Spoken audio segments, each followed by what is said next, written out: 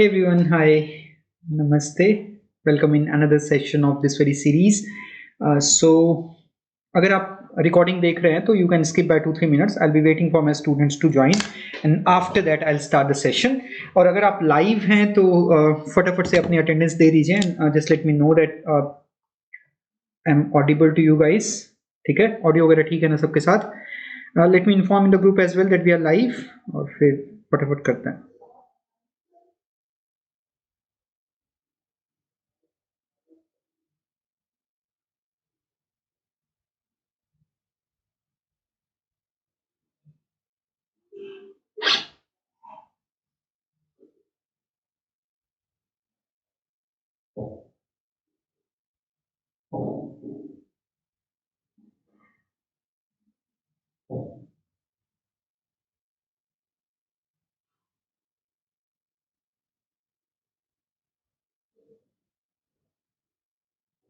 हाँ जी, बताइए कैसे हैं आप सब? Hey Shani, hi Shruti, hello aunty Lakshmi Gehlot, नमस्ते, hi, Radhe Radhe. Shruti, once again, all clear? Good, good, good, good. Kavita ji, hi, good evening. How is the weather there? Hello Komal Verma, good evening. ठीक, एक और मिनट फिर हम स्टार्ट करते हैं. हाँ, we have done 50 questions till now. So like 2019 का क्वेश्चन नंबर 51 से हम लोग स्टार्ट करेंगे. ज्यादा से ज्यादा क्वेश्चंस करने का ट्राई करेंगे हम लोग. ठीक है,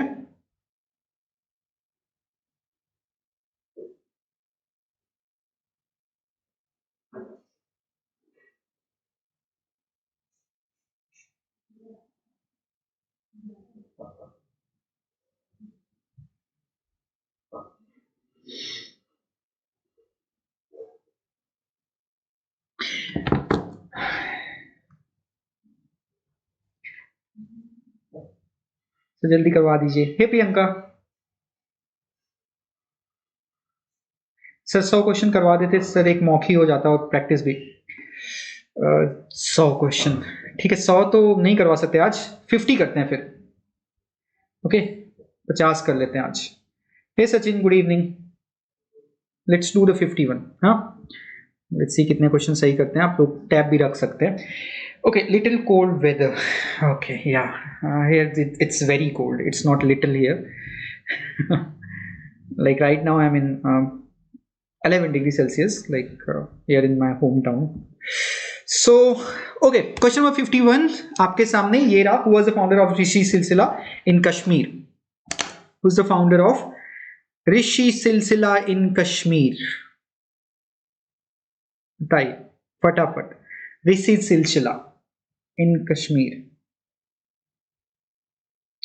सर्कल मैराथन रख लीजिए. 100 क्वेश्चंस. ठीक है, okay. Yeah, so we have Sheikh Nuruddin. Sheikh Nuruddin is considered like he is the founder of your Rishi Silsila in Kashmir. Sheikh Nuruddin को नंद ऋषि के नाम से भी जाना जाता है. Okay, Sheikh Nooruddin, he is also known by the name Nand Rishi. Rishi सिलसिला एक इंडिजिनस सूफी ऑर्डर है कश्मीर का.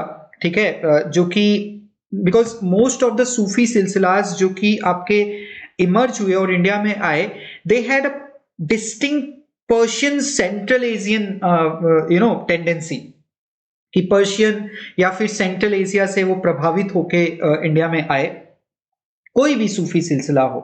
ठीक है, तो हम जब नंद ऋषि के ऋषि सिलसिला की बात करते हैं तो ऋषि सिलसिला इज बेसिकली दैट जहां पे you find that this is indigenously developed सिलसिला. ठीक है, इट इमर्ज्ड इन कश्मीर, कहीं से इंपोर्ट नहीं हुआ.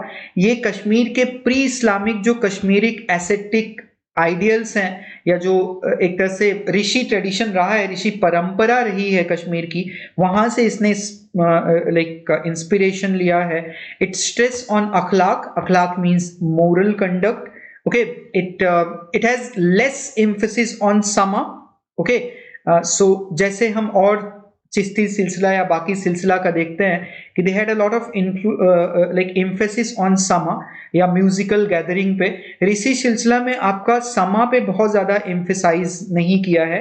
फूड सिंपल है, कुछ केस में आपके सेलिबेसी या ब्रह्मचर्य के बारे में भी बात करते हैं, मैनुअल लेबर को प्रीफर किया जाता है, पॉलिटिकल पावर और लग्जरी को उसी तरीके से जैसे चिश्ती सेंट उनसे दूर रहते हैं वैसे ये भी बात करते हैं। Their teachings they are expressed in Kashmiri language for mass appeal, ठीक है। इनफैक्ट शैवाइट मिस्टिक पोएट थी लाल देड, ओके, लल्लेश्वरी, जिनके जो जो कपलेट्स थी जिनको वाख या वत्सुन के नाम से जाना जाता है, वाख और वत्सुन, सो लाइक उन्होंने भी कहीं ना कहीं ऋषि सिलसिला को काफी ज्यादा अफेक्ट किया है। शेख नूरुद्दीन, जिनको आलमदारे कश्मीर भी बोला जाता है, is also known as Alamdare Kashmir, so इनका काफी इफेक्ट रहा है आपके लाइक लल्लेश्वरी का या लाल देड का इन पे काफी इफेक्ट रहा है। दोनों ऑलमोस्ट कंटेम्प्रेरी थे, ओके। इनफैक्ट लाल देड के इंसाइट को उन्होंने इस्लामिक मोनोथीइज्म में लाइक एक तरह से सिंथेसाइज किया है, ओके। सो या हाँ, ऋषि सिलसिला का कोई और ब्रांच नहीं है जैसे चिश्ती, कादरी या सोहरावर्दी में हम देखते हैं। इट को existed peacefully with other Sufi branches and doctrinal orientation basically जो वेदांता फिलॉसफी है वहादत वजूद है, तौहीद, oneness of God, उसकी तरफ ही रहा है आपका। So this is your ऋषि सिलसिला। If you want to kind of read about the ऋषि सिलसिला, if I talk about certain works which have been written on ऋषि सिलसिला or basically like in particular and Sufism in Kashmir or such tradition in Kashmir like in general, so there is this work which I recently came across. It is by R.N. Kaul. R.N. Kaul ने लिखा है Sufism in Kashmir, okay, Sufism in Kashmir।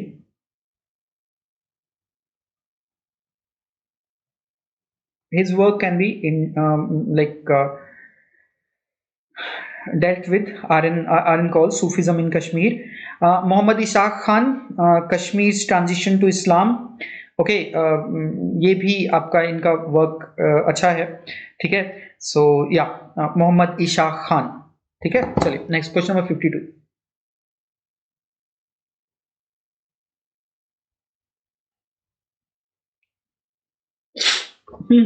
Okay Shruti.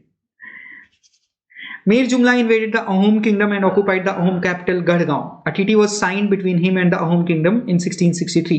When did Ahoms force the Mughals to give up Koch Hajo and accept the river Manas as the boundary? हाँ जी,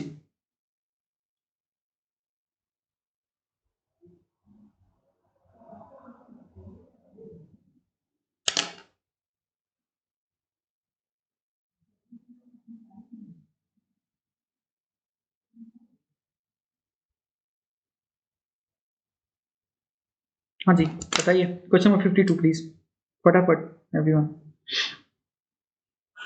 wait a minute,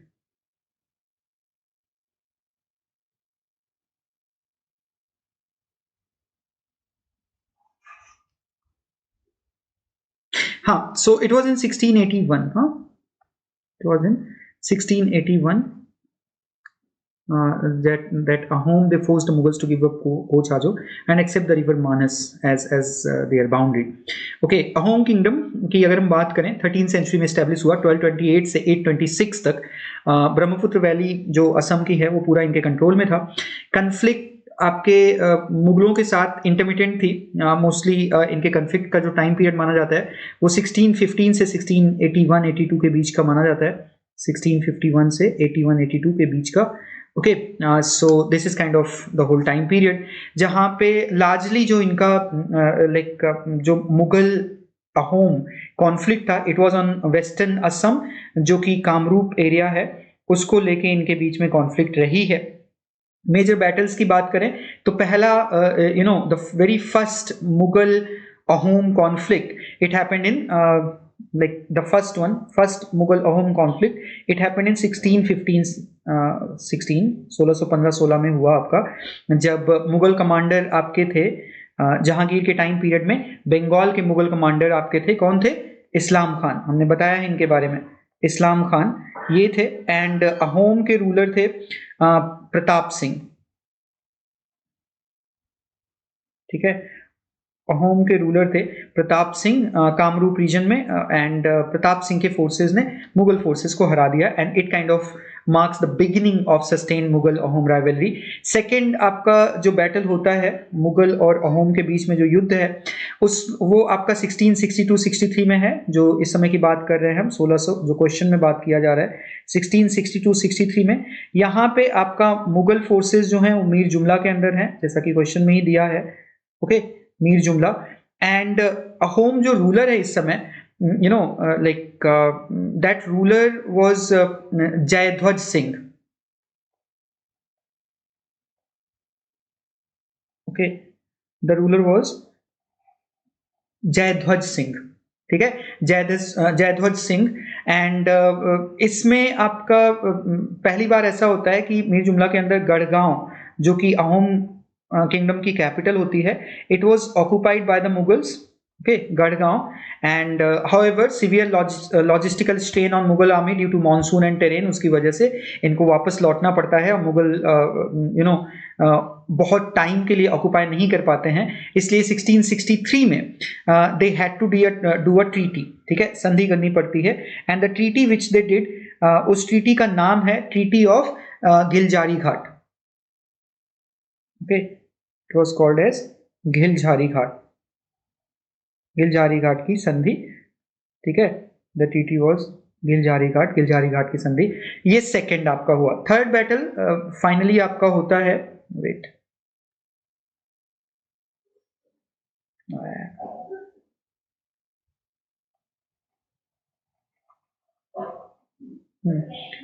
moving on to third battle.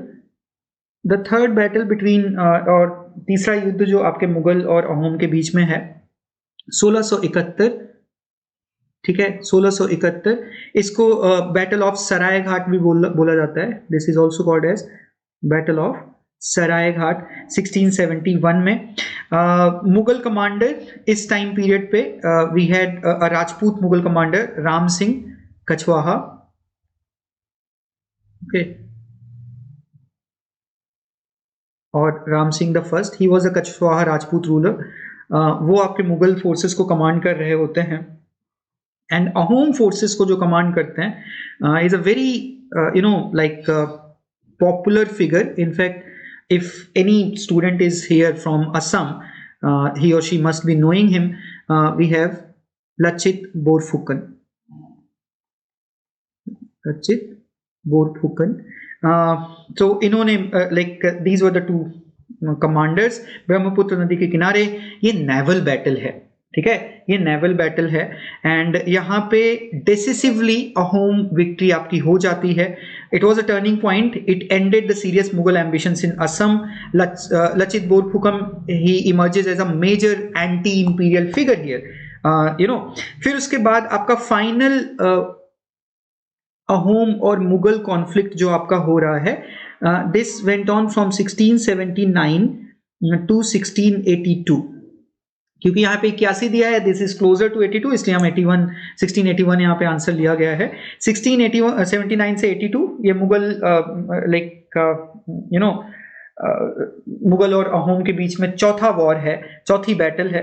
आप जान रहे हैं कि इस समय आपके Aurangzeb he is the ruler, Aurangzeb is the ruler.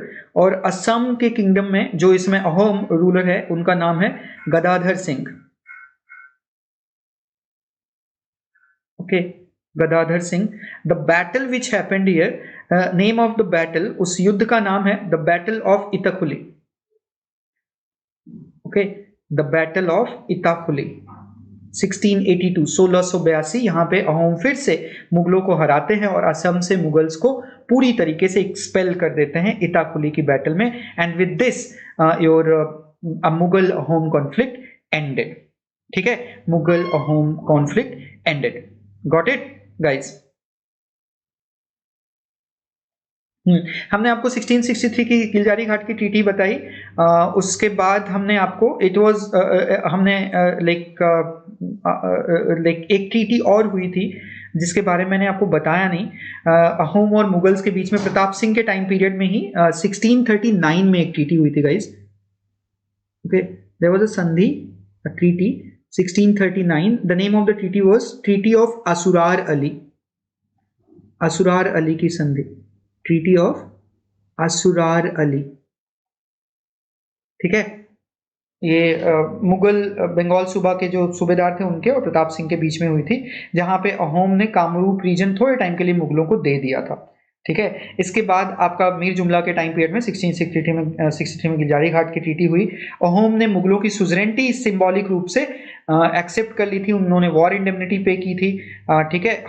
It was a humiliating treaty for Ahoms, but उसके बाद फिर लचित बोरफुकन का हुआ एंड उसमें it was a decisive one, ठीक है।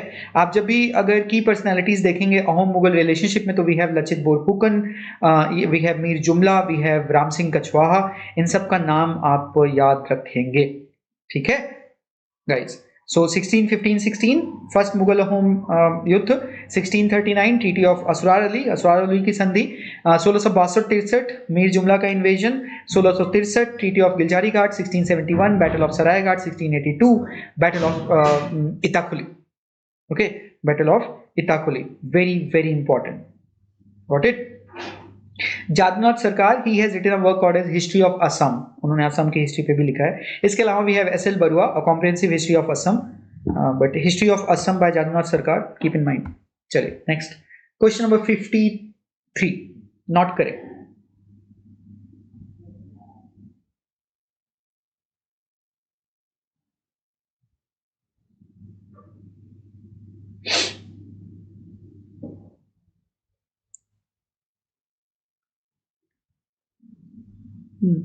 Not correct, question number 53 not correct।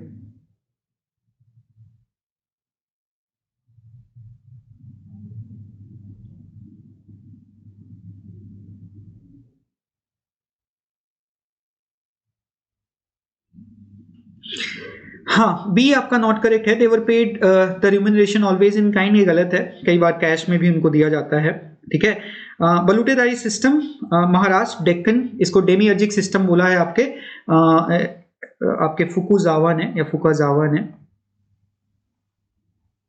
Okay, he had mentioned it as demiurgic system of Deccan, demiurgic system of Deccan। Can anyone tell me the name of the work which was written by your Fukuzawa? Like PYQs में बताया है, पुराने बच्चों को पता होना चाहिए। The Hiroshi Fukuzawa, his work is basically the medieval Deccan, ठीक है, ये क्वेश्चन आ सकता है। द medieval Deccan कोलन लगा के peasants, social systems and states 16 to 18 centuries, the medieval Deccan करके इनका वर्क का नाम है, ठीक है, द medieval Deccan। एच फुकाजावा। तो बलूटेदार्स एक्चुअली अब कभी कभी 12 बलूटेदार्स। Who were these बलूटेदार्स? बलूटेदार्स they were kind of village servants, ठीक है, they were hereditary service providers in traditional village system of Maharashtra of Deccan। जिस तरीके से आप you know like this was your like in Deccan में we have this balutedari system was there। Now they were paid baluta और customary share of agricultural produce, वहीं से आपका बलूटेदार आपका आता है। And the system is closely associated with the baluta aluta system structure of the Deccan villages.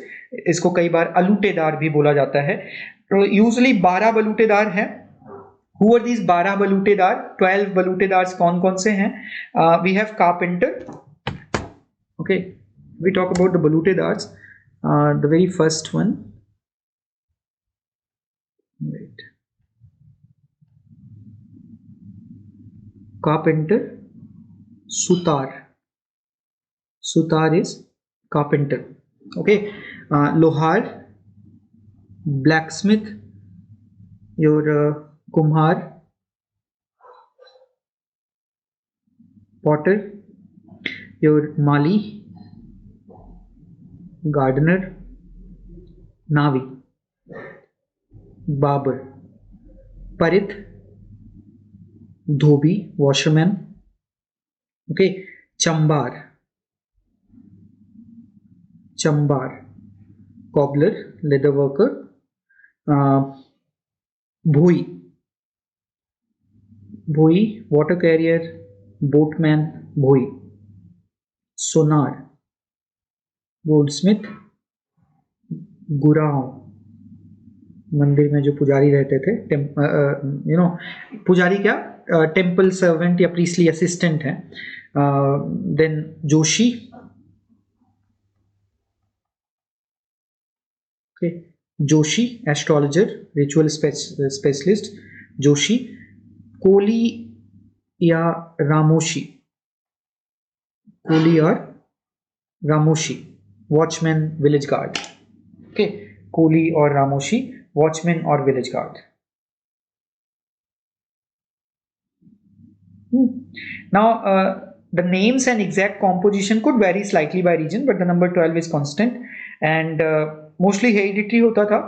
Payment आपका kind और cash दोनों में ही किया जाता था. कलेक्टिव ऑब्लिगेशन होता है था. हर balutedar serve the entire village, not individual household. ये इंपॉर्टेंट है. कुछ ऐसा ही समझिए जैसे जजमानी सिस्टम था. Okay, non market system, services were not priced competitively, but वो एक तरह से ट्रेडिशनली वो चल रही थी. हाँ, most balutedars belong to Shudras and Atishudra caste. This system reinforce caste hierarchy and occupational immobility as well. ठीक है, सो या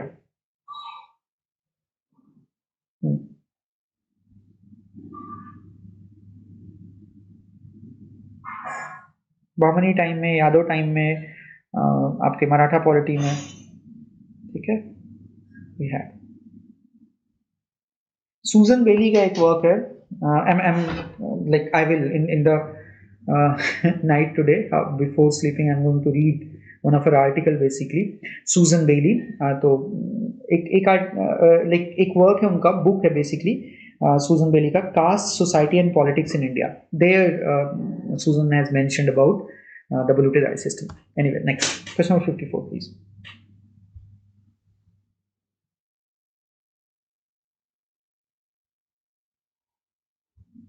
Shahjahan was the first Mughal emperor who introduced a new standard, namely Mahi Maratib.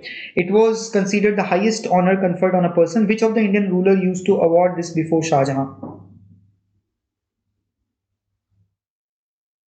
माही मरातिब के बारे में हमने आपको बताया है. ये वन लाइनर क्वेश्चन है, फटाफट से कर लीजिए, फिर आगे बढ़ते हैं. सुल्तान्स ऑफ दिल्ली, दिल्ली के सुल्तान भी माही मरातिब या लाइक उनके टाइम में भी था ये माही मरातिब. चलिए next question number 55 please.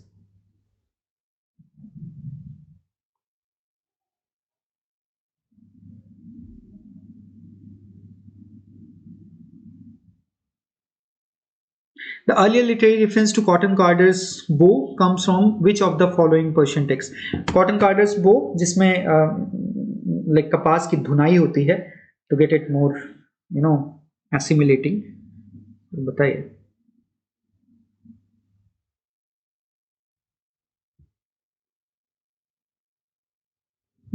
Tughlaq time में आपको माही मरातिब का लाइक मोहम्मद बिन तुगलक के टाइम पीरियड में you will find the evidence, like you get the evidence of Mahi Maratib by the way. ठीक है, तारीख फिरोज शाही में बर्नी ने इसके बारे में बात किया है. That's why like the answer is that. चलिए question number 55. The answer is Qawwas lexicon. इनका जो शब्दकोश था इसमें आपको मिलता है. Next question number 56. French traveller Jean Baptiste Tavernier called the capital city of Golconda as. हाँ जी,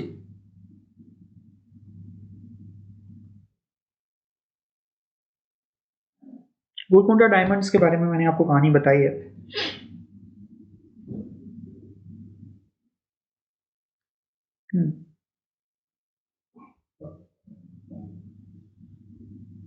Question number 56 was Bhagnagar. Golconda was called as Bhagnagar. Tavernier, French jeweler merchant. 6 bar India आए 1630s and 60s के बीच में, and he published his work as well, which was published in 1676. Golconda at that point of time was ruled by Qutub Shahi dynasty. and Tavernier visited during the reign of Abdullah Qutub Shah and Abul Hasan Qutub Shah. दोनों के time पे Abul Hasan Qutub Shah को ताना शाह के नाम से भी जाना जाता है. So Golconda was independent until its Mughal conquest by Aurangzeb in 1687. So yeah, उसके बारे में like diamonds और mines इन सब के बारे में वो बताते हैं. In fact, Golconda was the world's most famous diamond region. I have talked about it in one of my shorts. Tavernier gives the clearest European account of diamond mining in India. Okay, and main mines का जो बात करते हैं, on the Krishna River there was a mine in Kollur. Mines उसके बारे में बताते हैं कि they were state controlled, private trade was strictly regulated, and the ruler had the right of first selection over large diamonds, and payment to miners was mostly in kind or small wages. Profits accrue to the state and merchants only. ठीक है. So famous diamond जो यहाँ से निकला है, अगर Golconda mines के बारे में बात करें तो आपका कोहिनूर यहीं का है, होप डायमंड, मुगलों के बहुत सारे जो डायमंड से इंपॉर्टेंट वो यहीं से मोस्टली आए हैं. ठीक है, चलो next. Question number 57. Malik Sarwar, Zafar Khan, Dilawar Khan, Ghuri, Alauddin Hasan कौन कौन सी सल्तनत के हैं? पता है आपको, सारा हम लोगों ने किया है. बताइए फटाफट, ऐलान कीजिए. Question number 57 please. Very good, very good.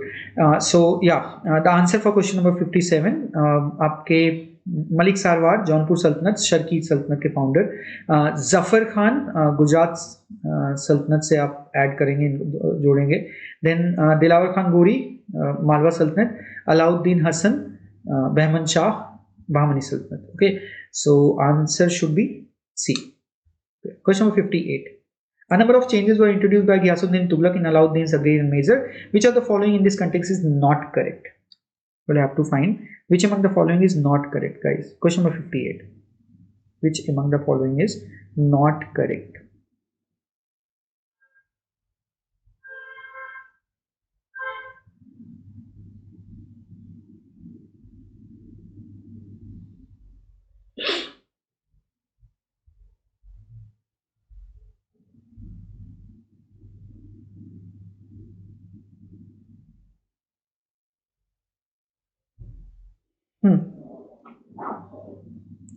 Question number 58. Not correct. He also continued and encouraged the practice of farming of the land revenue. This is wrong. इजारे राइस सिस्टम उनके टाइम पे नहीं था. Exempted their cultivation and pasturage from assessment. Ghiyasuddin घरी चराही जो था वो नहीं लेते थे. Yes, Ghiyasuddin did not believe in Alauddin's principle of leveling down the village heads to the rank of ordinary peasants. Obviously ये चीज हटा दिया था उन्होंने. To lighten the burden of the peasants, he substituted Hukm Masahat measurement जो था, Masahat system measurement, it was crop sharing, हुकूमत हासिल हो गया था. चलिए, बुरहानपुर का शहर 1400 में रिवर ताप्ती के किनारे किसने फाउंड किया था? We have done it. Question number 59 please. Who found the Burhanpur? The city of Burhanpur was founded by, sorry काम नहीं किया है. The city of Burhanpur was founded by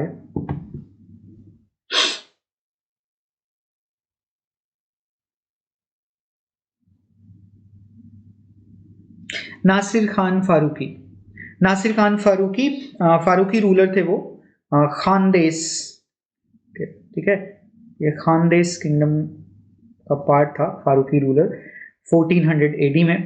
and Chishti सूफी संत थे शेख बुरहानुद्दीन गरीब, उनके नाम पे बुरहानपुर का नाम रखा जाता है. It became later on, like Mughal time period में, it became a major Mughal administrative and commercial centre on Deccan and north Indian route. ठीक है, चलो नेक्स्ट. Question number 60. 1579 में mahzar was drafted by which of the following scholars? इन्होंने ड्राफ्ट किया था आपके महजर डॉक्यूमेंट को?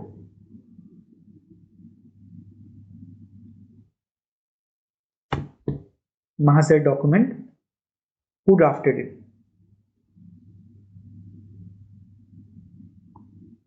फटाफट everyone. 1579. So we have Abul Fazl and Sheikh Mubarak, his father, Mahzar, 1579. It was a formal written declaration issued during Akbar's reign, which recognized the emperor as the final arbiter in matter of religious interpretation. You know, in cases where Muslim jurists or ulemas they disagreed उस time period पे कि ruler का जो मानना होगा वही सही होगा. महाजर नामा भी इसको कभी कभी बोला जाता है. फतेहपुर सीकरी में 1579 में इसको इशू किया. इबादत खाना डायलॉग के बैकग्राउंड में सारी कहानी आपको पता है. एंड शेख मुबारक का काफ़ी ज़्यादा इस पर इन्फ्लुएंस रहा. बहुत सारे उलेमाज ने इस पर साइन किया, इंक्लूडिंग मकतूबुल मुल्क and Sheikh Abdul Nabi. You know, and इसमें बातें क्या लिखा गया, it had the supreme authority of the emperor. Akbar का डिसीजन बाइंडिंग होगा सब पे. ओके, अकबर को इमाम आदिल बोला गया. Imam Adil is a just ruler. It was not a rejection of Islam, जैसे कुछ लोगों ने माना, ऐसा नहीं था. In fact in this document itself it has been mention that कि कोई भी डिसीजन जो है वो कुरान पे ही बेस्ड होगा. And but it would be in the interest of public welfare, जिसको मसलहात बोला गया. Maslahat like the in the interest of public welfare. Limited scope था, applied only in cases of disagreement. ठीक है, it did not make Akbar a prophet or religious founder, जो कि कई लोग wrongly interpret करते हैं. ये भी ऐसा नहीं था. ठीक है, so you need to understand this thing. Got it? तो महाजर का मतलब ये नहीं था कि शरिया एबॉलिश हो गया. महाजर का मतलब ये नहीं है कि अकबर ही अब इनफैलिबल है, अकबर जो बोलेंगे वही माना जाएगा. ऐसा भी नहीं था. ठीक है, it was kind of giving a conditional और सेलेक्टिव अथॉरिटी टू अकबर. या एक तरह से आप इस तरीके से समझिए कि अकबर और उलेमास के बीच में हायरार्की क्लियरली डिफाइन कर दी गई रिलीजियस मैटर में भी, जहां पे ये बोल दिया गया कि इवन उलेमास से भी हायरार्की में रूलर ऊपर है रिलीजियस मैटर में भी. Okay, question number 61 please. In which of the dialect Tuhfatul Hind, an 18th century source, has provided a very extensive glossary? Tuhfatul Hind.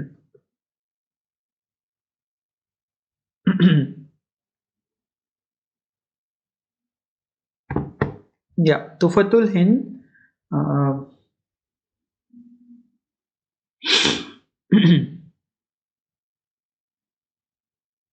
In which of the dialect Tuhfatul Hind, an 18th century source, has provided a very extensive glossary? Braj language में इसने किया है. वैसे mostly Tuhfatul Hind एक Arabic work है on Indian science and knowledge.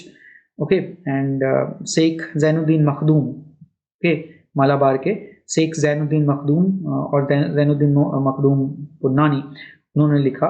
But इसमें आपके like you find various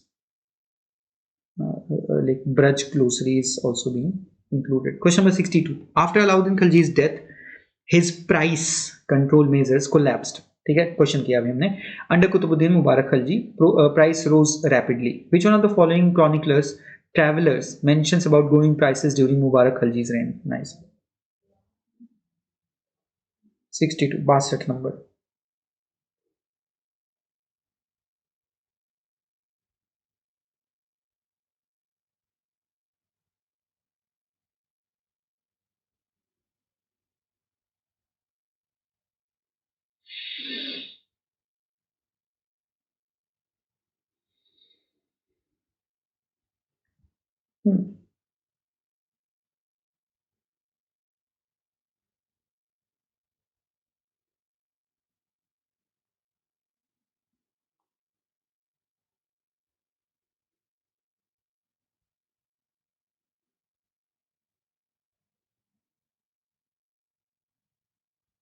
हाँ, so it was Sheikh Mubarak, guys.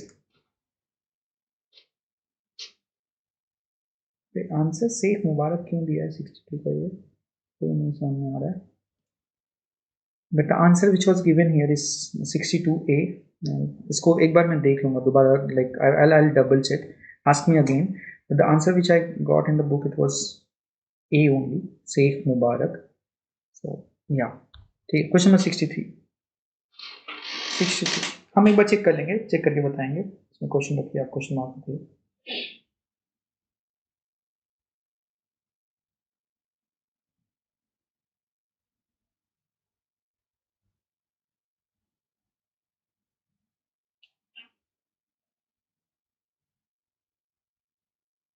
Chat box is problem for us. Please do something, sir. Okay, from the next session, I'll do. Yes. Previously as well, some students, they have mentioned it. Yeah, from tomorrow's session. Read the following statement and select the answer from the options given below. Sociologists have reported how castes could also change their status along with their occupations under forms of Sanskritization.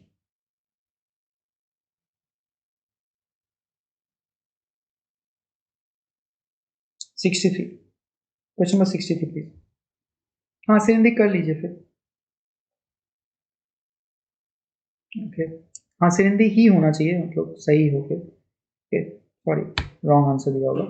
63. Yes, Sanskritisation की बात हो रही है. Obviously like we are talking about M N Srinivas. Okay, we are talking about Sanskritization. We are talking about M.N. Srinivas. M.N. Srinivas, one of the great sociologists of the last century. He was the one who gave this idea of Sanskritization. ठीक है, Sanskritization. He was not just a sociologist, he was an anthropologist as well, especially known for his analysis of caste, village studies, and social change. He belonged from Mysore state, now Karnataka.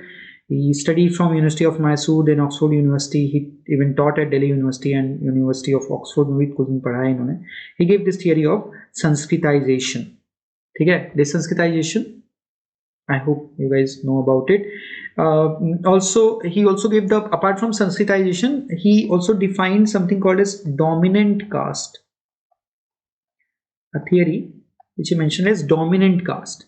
According to him, a caste that enjoys numerical strength, economic power, political influence, local ritual status. ठीक है, तो not necessarily it is the highest caste according to Varna system, but it becomes the dominant caste. Okay, numerically stronger है, land ownership में economic power है उसकी, political influence है, और local ritual status जो है, ठीक है, उसमें उसको अगर सही पोजीशन मिल रही है तो many time it becomes a dominant caste. ठीक है, तो जरूरी नहीं है कि डोमिनेंट कास्ट हमेशा ब्राह्मणी हो.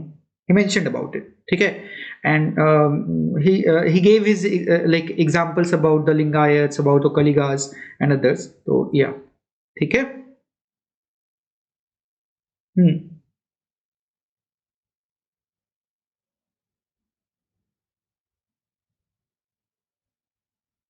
Religion and society among the Coorgs of south India, 1952 का इनका वर्क है.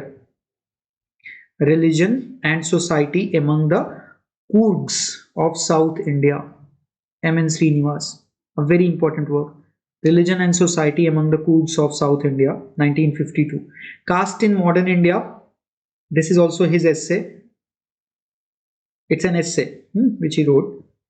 Social Change in Modern India, this was also written by him. Social Change in Modern India. The Remembered Village. The Remembered Village. Decolonization की बहुत बात की जा रही है यूनिवर्सिटियों और हर जगह पे, जहाँ पे M.N. श्रीनिवास हमारे लिए बहुत इम्पोर्टेंट होने वाले हैं, यू नो. सो या,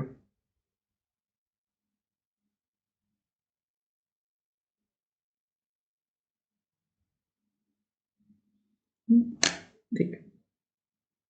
सो या, M.N. श्रीनिवास. क्वेश्चन नंबर 64 से 68 तक it is based on RC comprehension. So मैं अपने आप को अंतर ध्यान करता हूँ, and you will have 2-3 minutes. Just read the lecture, read this RC, and after that we'll be meeting again with the questions. Once you are done with the with the RC, एक बार मुझे बता दीजिएगा कि sir हम पढ़ चुके हैं, फिर हम लोग क्वेश्चन करेंगे. ठीक है.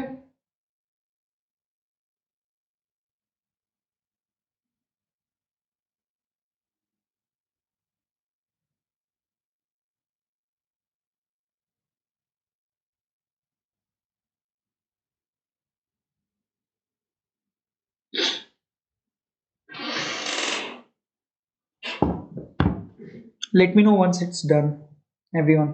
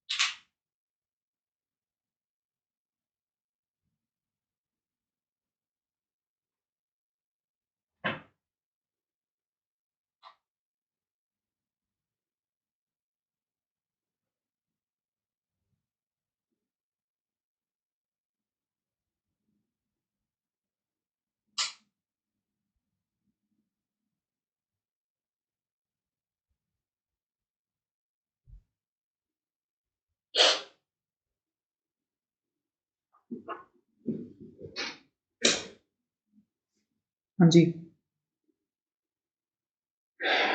30 seconds.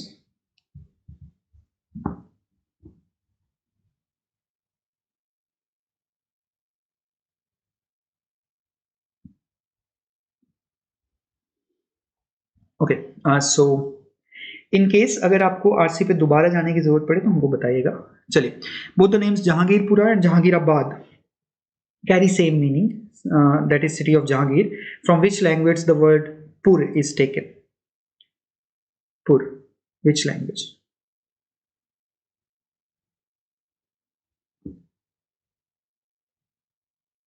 बताइए, आंसर आंसर फटाफट एवरीवन। यस, आंसर दिस पुर, okay, the term pur, it came from Sanskrit. Okay. Question number 65. In which book does Jahangir twice mention the tower, tank and pavilion? Minar, tank तथा मंडप के बारे में 2 बार उल्लेख किया है, कौन से बुक में?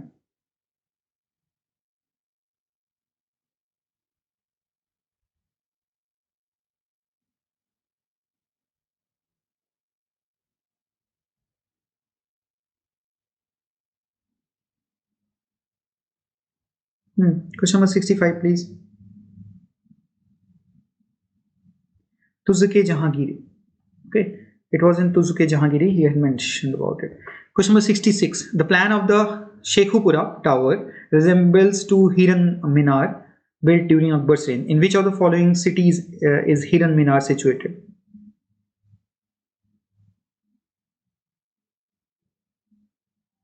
हिरन मीनार कहाँ पे सिचुएट करती है?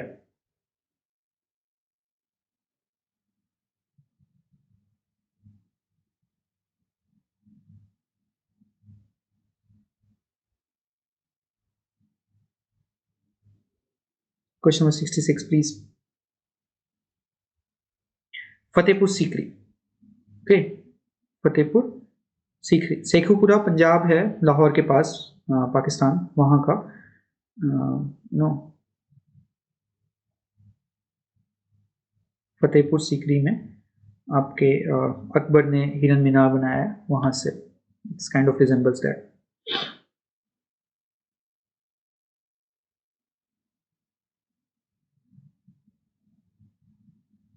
Who among the following mentioned personalities was also called Sekhu Baba? Is also called as Sekhu Baba.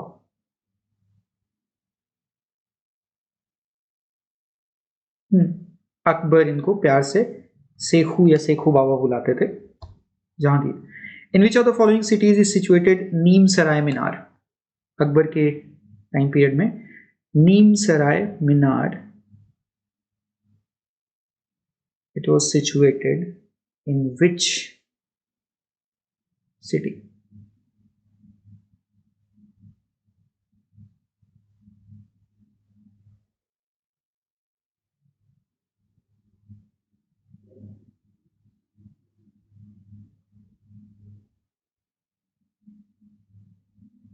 Malda, Bengal. Okay, Malda. Nice. Okay, question number 69. During which of the following movements several new techniques like passive resistance, boycott, other effective methods of mass protest were evolved and experimented for the first time? Question number 69. Last modern Indian history session में हमने किया था, पता है आपको?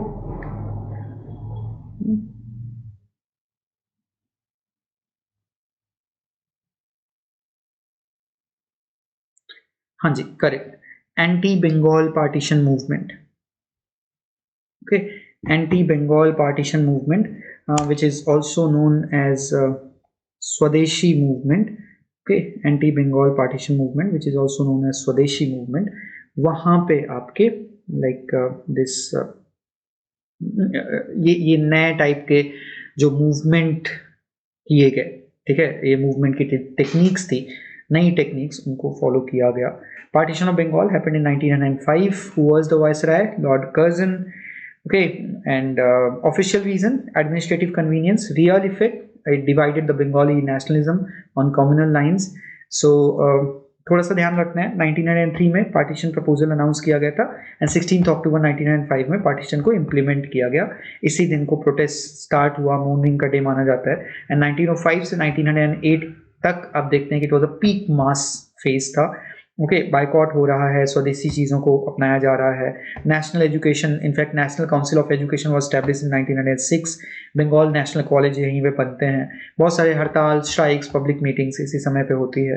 Moderate leaders जो पहले lead कर रहे होते हैं, Suryanath Banerjee and Gopal Krishna Gokhale. Extremist leaders आपके बाल पाल, बाल गंगाधर तिलक, लाल बाल पाल, बिपिन चंद्र पाल, लाल लाजपत राय, अरविंद घोष, देवर। बंगाल एपिसेंटर था, बट इसके अलावा बाल गंगाधर तिलक के अंडर महाराष्ट्र में भी हुआ ये Ganpati Shivaji festival and all. Punjab में लाल लाजपत राय। इवन मद्रास प्रेसिडेंसी में we have Subramania Bharati, Chidambaram Pillai. They were the famous kind of leader of this Swadeshi thing. British response, repression and all, moderate versus extremist भी चला, जिसकी वजह से आपका सूरत में विभाजन हुआ, सूरत split, that happened. Okay, so all these things you should know, बिल्कुल ऐसे रटा होना चाहिए आपको। Which among the following is not true? Which among the following is not true? Question number 70.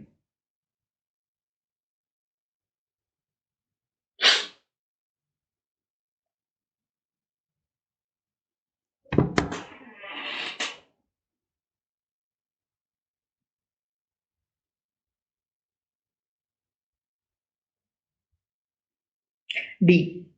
Ulta. British garrison was moved inside the walled city of Shahjahanabad in the aftermath of 1857. Huh?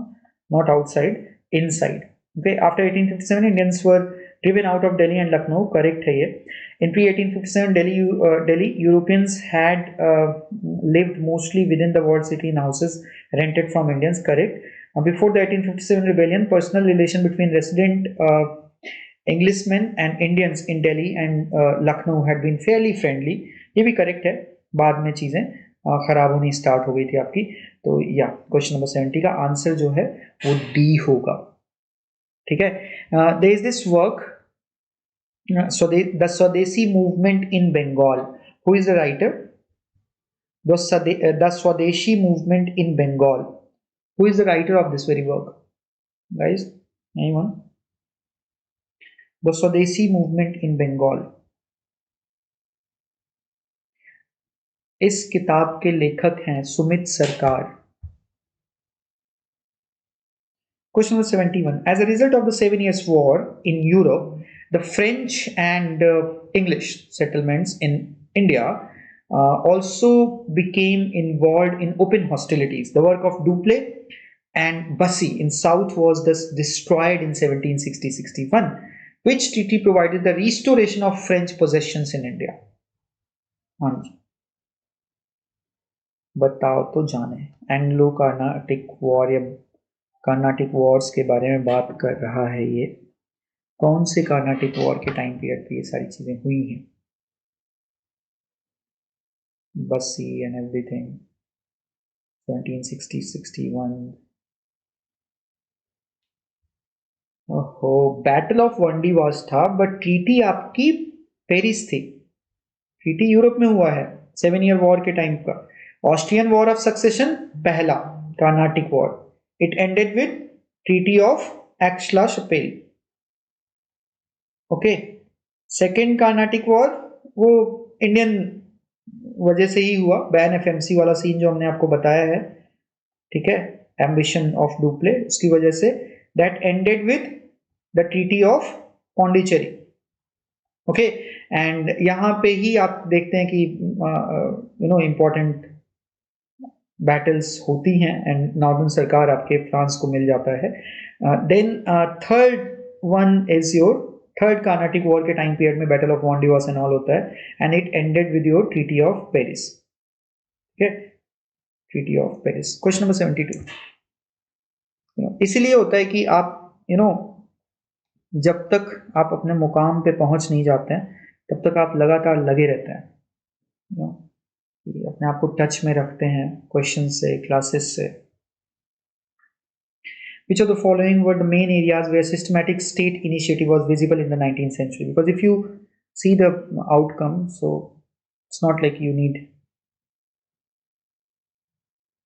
a lot of investment इतना ज़्यादा है नहीं.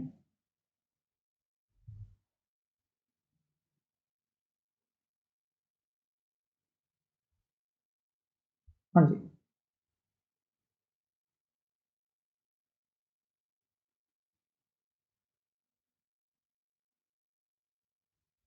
Question number 72 please. 72. Maps and surveys, botany, geology, medicine. Which of the following were the main areas where systematic state initiative was visible in 19th century? ठीक है, maps and survey, survey of Bengal, survey of India, botany, geology, medicine, इन सब में आपको देखने को मिल जाता है 19th century में. करेक्ट है. 73 number. 73. 395 articles, 12 schedules, and constitution. The Constitution of India was framed during which period? Constitution of India.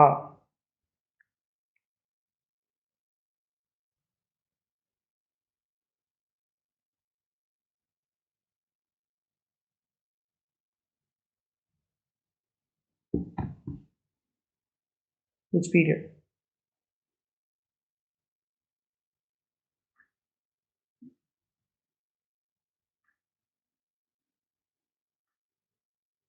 Answer please.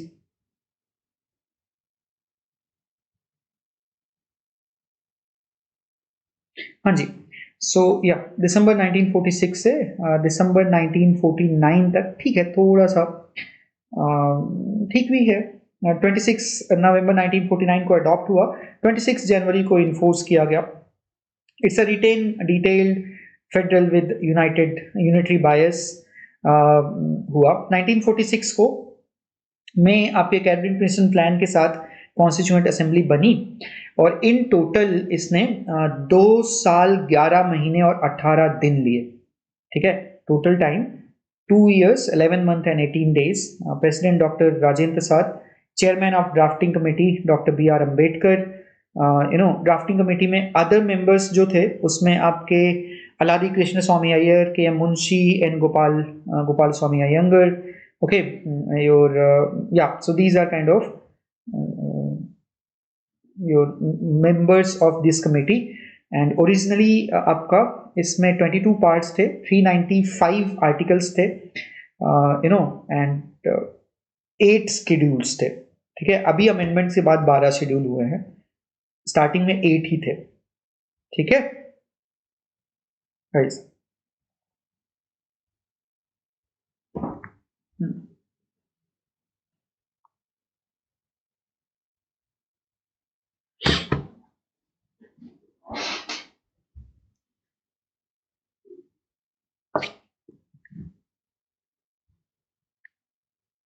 Constituent assembly में टोटल आपके स्टार्टिंग में we had 389 members.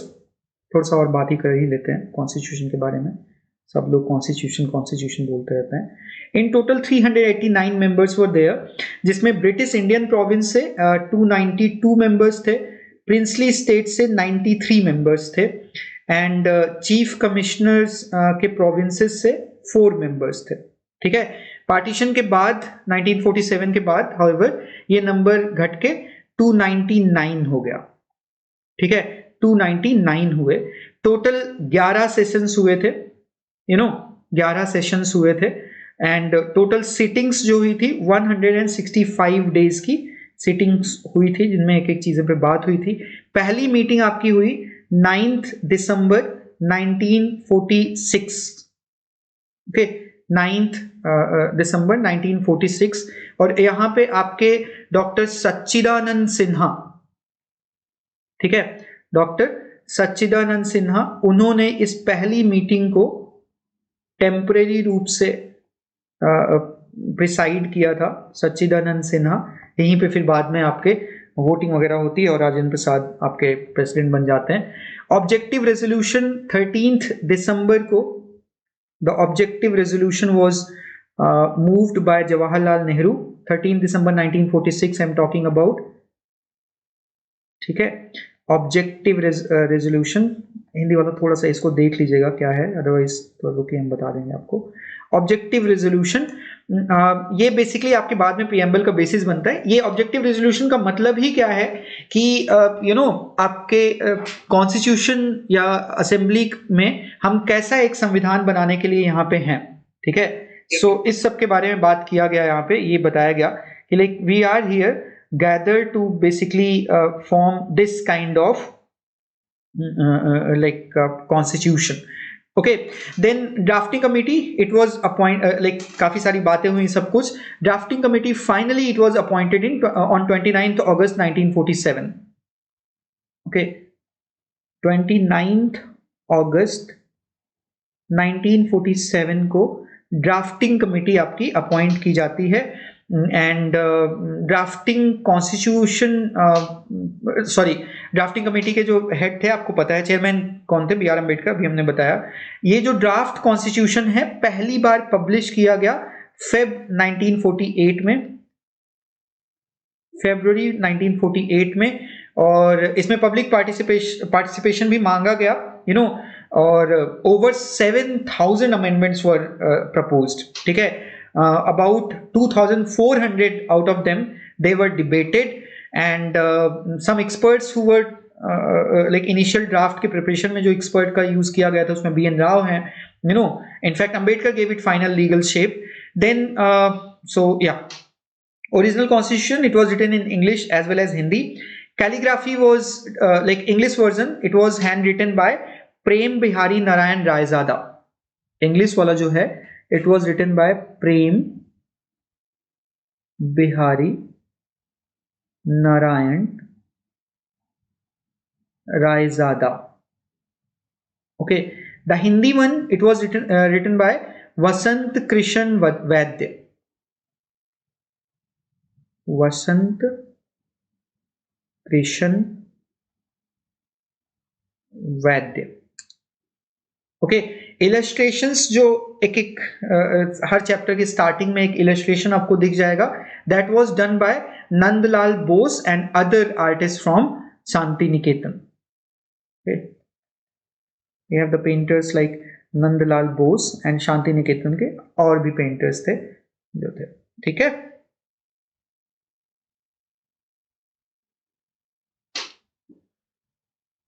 Guys clear यहां तक सबको?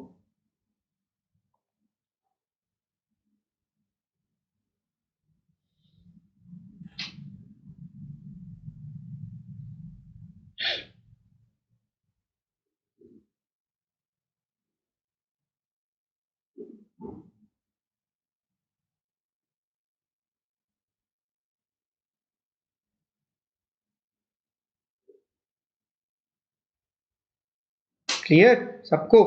हाँ, इसके बाद लाइक आपके अलग अलग बहुत सारी इम्पोर्टेंट कमिटीज थी, या आपके सब कमिटीज थी। कुछ कमिटीज के बारे में अगर हम आपको बात करें, सो वी हैव लाइक जैसे आपका मेजर कमेटी में ड्राफ्टिंग कमेटी है, चेयरमैन B.R. अम्बेडकर हैं, अगस्त 1947 में जो बना, 29 अगस्त 1947। अलादी Krishnaswami Iyer, K.M. Munshi, N. Gopal Swami Iyengar, B.L. Mitra, but later on replaced by N. Madhav Rao, and D.P. Khaitan, but he died and replaced by T.T. Krishnamachari. So yeah, okay, this committee was very important because इसी के under था कि final draft को आपको constitution का बनाना है। इसके अलावा यूनियन पावर्स कमेटी थी जवाहरलाल नेहरू के अंडर, ठीक है, सेंटर एंड स्टेट के बीच में पावर का डिसीजन था।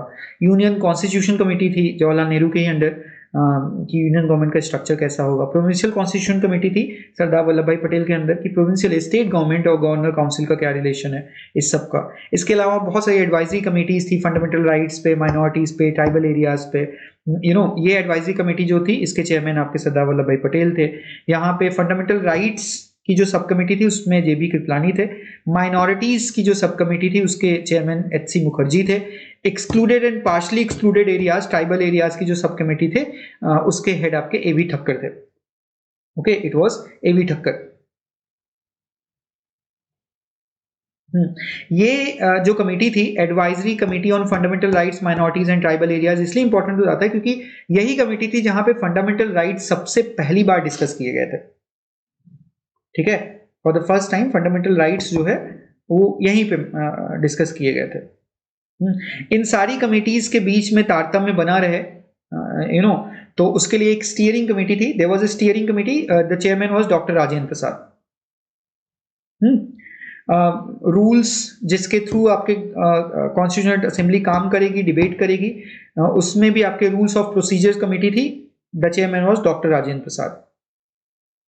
ओके, प्रिंसली स्टेट्स को लेके एक स्टेट्स कमेटी भी थी, Jawaharlal Nehru was the chairman. Finance को लेके फाइनेंस एंड स्टाफ कमेटी थी, जो कि मतलब असेंबली का पूरा फाइनेंशियल एडमिनिस्ट्रेशन देख रहा था, it was doctor Rajendra Prasad. Okay, हम लोग को सॉरी एकोमोडेशन वगैरह को देख रहे थे आपके बी पताबी सीतारमैया, ये सारा था। ठीक है, चलो next question number 74। Question number 74,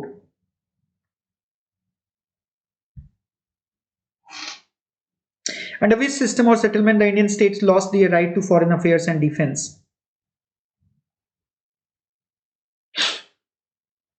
आप जानते हैं, भली भांति जानते हैं, subsidiary alliance system. Wellesley, who was the first scholar who called Indian society deaf and dumb and stagnant?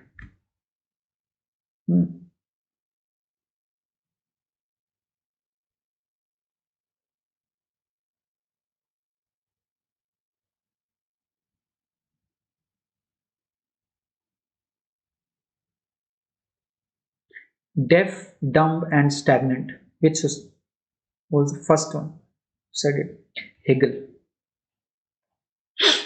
ठीक है, GWF Hegel. He called India deaf, dumb and stagnant. ठीक है, उसके बाद कई लोगों ने बोला, जेम्स मिल ने भी बोला the history of British India, he also mentioned it. Question number 76.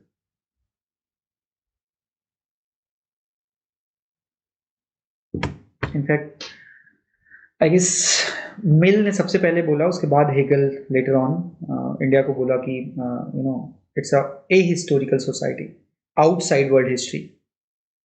Karl Marx ने भी इतने हार्श टर्म में नहीं बोला, but he said that it's a static village communities यहाँ पे हैं, स्टैग्नेंट टाइप में। ओके, तो आप James Mill, Hegel, Karl Marx ऐसे आएंगे। तो अगर जेम्स मिल ऑप्शन में हो तो जेम्स मिल पहले करते, आप इधर नहीं थे तो आपने हेगल को चुना, like that. Question number 76, not adopted by Lord Curzon, vernacular press act. Okay, vernacular press act किसके टाइम पीरियड पे आया? This vernacular press act, it came during the time period of Lytton. Okay, vernacular press act Lytton के time period में, कौन सा year? क्या समझते क्या है ये लोग अपने आप को? I was waiting for your comment. कोमल होती तो कॉल पकड़ती, क्या समझता है बेदू हैं? चल, question number 77,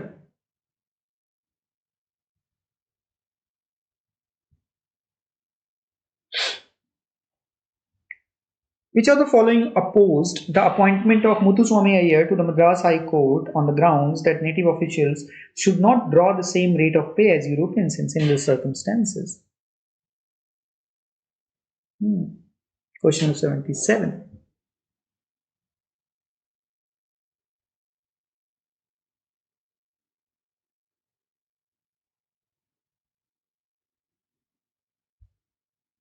Madras Mail, there is no comma here.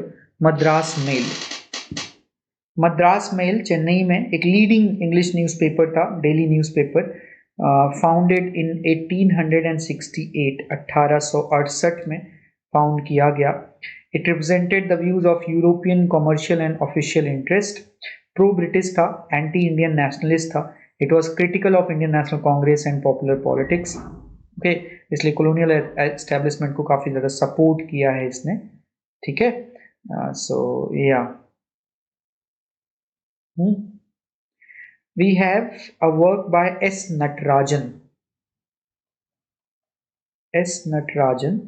he had written a work called as History of Indian Journalism. History of Indian Journalism. Okay, so this very paper, it had basically said कि समझते क्या है आपने, मतलब sorry, मतलब मुथुस्वामी अय्यर इसको उसी हिसाब से पेमेंट नहीं मिलना चाहिए। मुथुस्वामी अय्यर। चले नेक्स्ट क्वेश्चन 78। इवनिंग में आता था ये newspaper daily. Correct correct correct. Who among the following was not associated with the Farisi movement?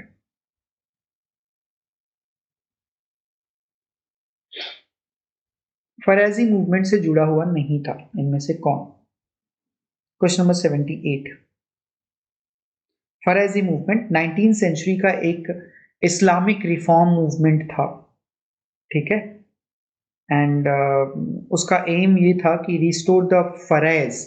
फरैज मतलब फर्ज से है, duties of Islam, and it wanted to purify Muslim society from un Islamic practices, ठीक है। तो फरैजी आपका फर्ज से आया है, लाइक आपका एक इस्लामिक होने के, मुस्लिम होने के नाते आपका फर्ज क्या है, वहां से फरैजी बना। इसी वजह से it was a revivalist in nature. Haji Shariatullah जुड़े हुए थे, in fact he was the founder of this very movement. Okay, Haji Shariatullah was founder of this movement. He found 18 साल उन्होंने मक्का में बिताया, उसके बाद बंगाल लौटे और उन्होंने ये मूवमेंट स्टार्ट किया।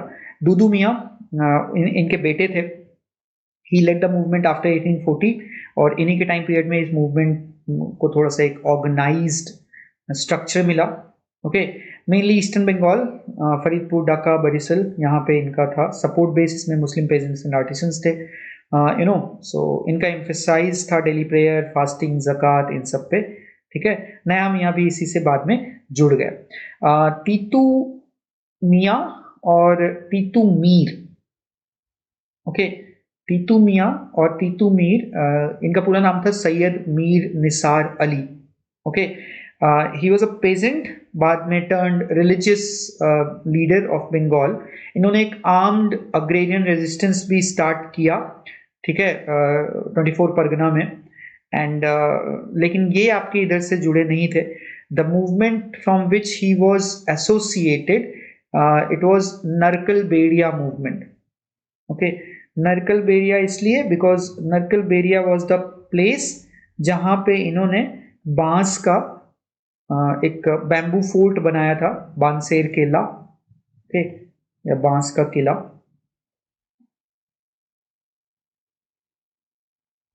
It was at this place only, Narkel Beria. तो इनके मूवमेंट को नरकल बेरिया मूवमेंट भी बोला जाता है। Got it? Elementary aspects of peasant insurgency. No, Bengali only. Bengal, not Odisha. Elementary aspects of peasant insurgency. Elementary aspects of peasant insurgency. Okay, peasant insurgency. This was basically by this elementary aspects of peasant insurgency. This is the work by your Ranjit Guha. Okay, पूछा जाना चाहिए, इनसे work पूछा जाता है, ध्यान रखिएगा। रंजीत गुहा, ठीक है। द इंडियन मुसलमान्स, बहुत इंपॉर्टेंट टेक्स्ट है। The Indian Musalmans, okay, W W Hunter, W W Hunter, but मेरे हिसाब से डब्ल्यू डब्ल्यू हंटर है वो, तो ठीक है। The Indian Musalmans, what it, important work है, this is very very important work.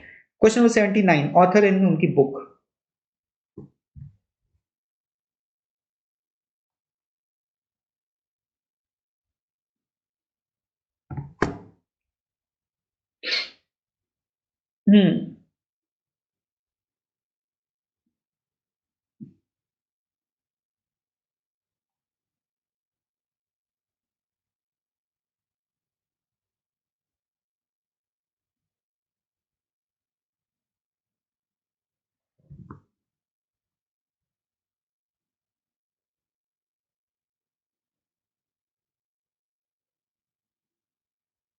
Answer बताइए और सारे बुक्स लिख लीजिएगा, इंपॉर्टेंट है। Question number 79 please. चलिए मिलाते हैं। Vera Anstey, economic development of India, ठीक है। M Bhatia, famines of India. DH Buchanan, the development of capitalist enterprise in India. DR Gadgil, industrial evolution in India. 1 2 3 4।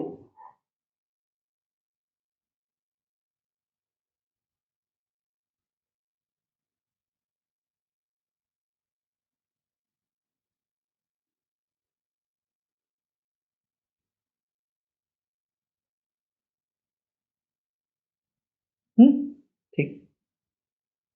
वीरा एंस्टी कहीं लाइक, हाँ ठीक है।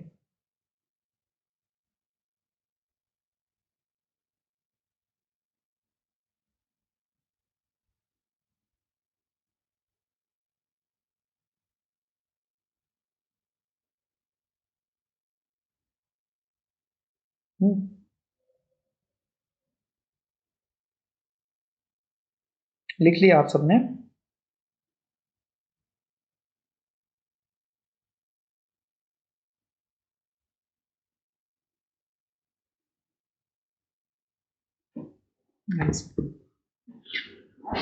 BM Bhatia, DH Buchanan, DR Gadgil. Everybody loves a good drought, किसने लिखा? सुना है आपने इसका? Everybody loves a good drought,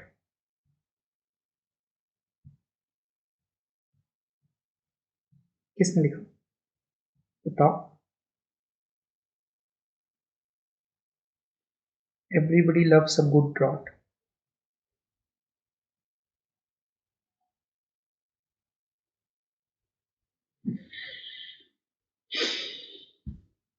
बताइएगा। Okay, it's a good book. I've heard about it a lot, so I just started listening to it, not reading it, listening it. It's an audio book which I have just started today only. Everybody loves a good plot. बताइएगा किसने लिखा? हाँ, it's a good book according to reviews and all. बाकी तो हम बताएंगे बाद में। Everybody loves a good plot. हाँ, वीरा एंस्टी, शी वॉज बेसिकली जो आपके मोरलैंड खड़ा करके गए थे ना, उस वही ट्रेडिशन आपके फॉलो कर रही हैं। Economic development of India, it was written by her 1929 में। The core argument was deindustrialization, drain and capital scarcity, agrarian stagnation, इन सब के बारे में बात करती हैं। हाउएवर इनका वर्क बहुत it's not considered as very scholarly और स्कॉलिस्टिक हैवी। ओके, उस तरीके का नहीं समझा जाता है her work. Okay, so yes, now then we but फिर भी ये हमारे लिए important है, तो ध्यान में रखिएगा। Okay, now we have one more scholar जिन्होंने इकोनॉमिक हिस्ट्री ऑफ इंडिया पे काम किया है। उसमें आपके we have W.H. Moreland, okay, W.H. Moreland, William Harrison Moreland. He was an Indian civil servant and Mughal revenue system, agrarian system, prices, wages, rural economy, इन सब पे इनका काफी काम रहा। India at the death of Akbar, इन्हीं का work है। From Akbar to Aurangzeb, इन्हीं का काम है। The agrarian system of Muslim India, इनका काम है। So these are some important works which he has written, ठीक है। सो ये ध्यान में रखिएगा योर मूवलैंड, ठीक है guys. The agrarian system of Muslim India, इसको आपके लिखा W.H. मोरलैंड ने। The agrarian system of Mughal India, इसको लिखा आपके इरफान हबीब ने। बोलेंगे तो नहीं ना? Do not get confused. Muslim India your Moreland, Mughal India Irfan Habib. Question number 80 please.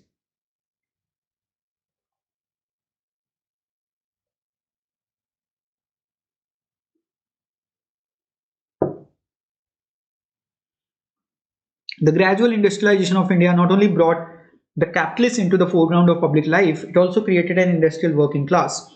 Unlike the European situation in India, there was no random or open recruitment from among a proletarianized peasantry. Recruitment was usually made through jobless. Okay. ये statement ना directly आपके शेखर बंदोपाध्याय का Plassey to partition, Plassey से विभाजन तक जो है, वहीं से डायरेक्ट ऐसे उठा लिया गया है ये statement.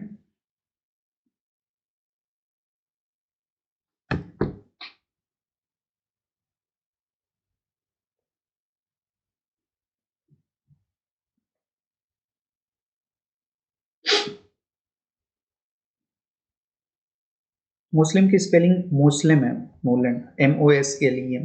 The answer is B. ठीक है, the answer for this very question is B. दोनों स्टेटमेंट सही हैं। आई होप समझ में भी आ रहे होंगे कि ग्रेजुअल जो इंडस्ट्रियलाइजेशन होता है इसमें not only brought the capitalist into the foreground of public life, but एक इंडस्ट्रियल वर्किंग क्लास भी शुरुआत होती है, you know, and in fact we started seeing your you know strikes were happening colonial India के time period में बहुत सारी strikes वगैरह देखना हम स्टार्ट करते हैं स्वदेशी के टाइम पीरियड पे। इवन लाइक जब बड़े लीडर्स आपके अरेस्ट हो रहे हैं, for example Bal Gangadhar Tilak when he was arrested, तब आपके स्ट्राइक्स हुए। तो या we have like such strikes were happening. In fact early phases में भी 1870s वगैरह में भी स्मॉल लोकलाइज स्पॉन्टेनियस स्ट्राइक्स आपकी होती थी। पहली रिकॉर्डेड स्ट्राइक कब है पता है? पहली रिकॉर्डेड स्ट्राइक है इंडिया में 1877 में, 1877 में the very first recorded strike, जहां पे बॉम्बे टेक्सटाइल वर्कर्स जो कपड़े उद्योग में वस्त्र उद्योग जो भी आप बोलिए उनको, उसमें काम करने वाले जो लोग थे, टेक्सटाइल वर्कर्स जो थे, ठीक है, they did the first strike in 1877। Okay, उसके बाद तो मतलब प्लेग के टाइम पीरियड में 1899 1900 के टाइम पे बॉम्बे मिल स्ट्राइक आपकी हुई, इंपॉर्टेंट। वर्ल्ड वॉर के बाद, फर्स्ट वर्ल्ड वॉर के बाद बहुत सारी स्ट्राइक्स आपकी हुई। उससे पहले जब लाइक बाल गंगाधर तिलक को जेल भेजा गया था बर्मा, तब भी स्ट्राइक हुई थी। 1918 की अहमदाबाद मिल स्ट्राइक महात्मा गांधी के अंडर, बहुत इंपॉर्टेंट। बॉम्बे टेक्सटाइल स्ट्राइक्स 1919 से 20 के बीच में। 1920 की railway strike, very important. Then like Lala Lajpat Rai के अंडर आपका all India trade union congress भी बन जाती है। हाउएवर 1925 से 34 का जो टाइम पीरियड है, जब कम्युनिस्ट या सोशलिस्ट आइडियाज बिल्कुल पीक पे होते हैं, तो उस समय का टाइम पीरियड लाइक स्ट्राइक्स के लिए बिल्कुल रेडिकल फेज होता है। और यहाँ पे आपका इसी टाइम पे हम देखते हैं कि जिसमें ट्रेड यूनियंस को लीगलाइज किया जाता है 1926 के एक्ट से, जिनको ट्रेड यूनियन एक्ट बोला जाता है। उसके बाद 1928 में बॉम्बे टेक्सटाइल स्ट्राइक होती है। 1928 की स्ट्राइक को बोला जाता है कि it was the longest and most militant strikes in India. इसी के बाद फिर हम देखते हैं कि मेरठ कॉन्स्पिरेसी केस 1929 का चलता है कि ये कम्युनिस्ट जो हैं ये आके काफ़ी ज़्यादा प्रॉब्लम क्रिएट कर रहे हैं इंडिया में। ओके, नाउ 1935 से 39 के टाइम पीरियड में हम देखते हैं कि इकोनॉमिक डिप्रेशन है, अनएम्प्लॉयमेंट है, तो बार्गेनिंग पावर उतनी ज़्यादा रह नहीं जाती कि कोई स्ट्राइक्स वगैरह उस तरीके का नहीं हो रहा है। वर्ल्ड वॉर के फेज में भी हम देखते हैं कि नेशनलिज्म से रिलेटेड कुछ एक्सरसाइजेस स्ट्राइक्स होती हैं, बट यूजुअली आपको उस तरीके का नहीं होता है। या so these are kind of like some important like one monologue on strikes. Second reason ये बोल रहा है कि unlike the European situation in India there was no random or open recruitment from among a proletarianized peasantry. Recruitment was usually made through jobless. ठीक है, हाँ, तो जैसे यूरोप में क्या हुआ था कि आपका फ्यूडलिज्म से इंडस्ट्रियलाइजेशन की तरफ एक ट्रांजिशन हो रहा है। तो द वर्किंग क्लास जो कि अभी तक पेजेंट्री था, पेजेंट जो है वो प्रोलिटेराइज वो अभी अब लाइक लैंड लेबरर से they are getting transition to workers or industrial labor. Okay, this is what is called as proletarianized. ठीक है, proletarianize, सर्वहारा बनने का ये जो ट्रांजिशन है, ये सर्वहारा वाला जो सीन है वो इंडिया में नहीं होता है। ठीक है, इंडिया में नहीं था। इंडिया में ऐसा था कि ठीक है जॉब नहीं है कर लिए, क्योंकि लोग बहुत थे, खेती पे जमीन पे जितने लोगों की जरूरत नहीं होती थी उससे ज्यादा लोग लगे थे, तो इसलिए जॉबलेसनेस, अब वो जॉबलेसनेस चाहे डायरेक्ट वाला हो, चाहे there is this something called as hidden joblessness. तो hidden joblessness is that only ना कि a field only requires 4 people but there are 6 people who are working, तो 2 people they are kind of they are jobless but hidden. Okay, तो या India में वैसा ही चला। ठीक है, तो इसलिए यहाँ का जो इंडस्ट्रियल लेबर था वो प्रोलिटेरियनाइज्ड नहीं हो पाया इस लेवल का, इसलिए यहाँ का जो एक तरह से लेबर मूवमेंट भी उतना स्ट्रांग नहीं बन पाया। ठीक है, यूरोपियन तर्ज पे। बट प्रॉब्लम ये है कि आपका ठीक है लाइक इंडियन सोसाइटी जिसमें ऑक्यूपेशन के आधार पे एक बहुत रिजिड डिवीजन आपको देखने को मिलता है, सेग्रीगेशन देखने को मिलता है। तो इन दैट सिचुएशन लेबर और ये सारे मैटर को आप यूरोपियन सेंस से नहीं पढ़ सकते। Anyway, restoration of Mysore to its old ruling family was a unique thing in the history of British India. Who did it? You know, हमने बताया इसके बारे में।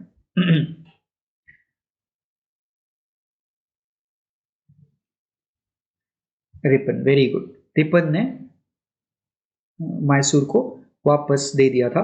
कौन से ईयर में? और इनको लिया, लाइक मैसूर पे कब्जा किसने किया था? नादर रेबेलियन के टाइम पीरियड पे।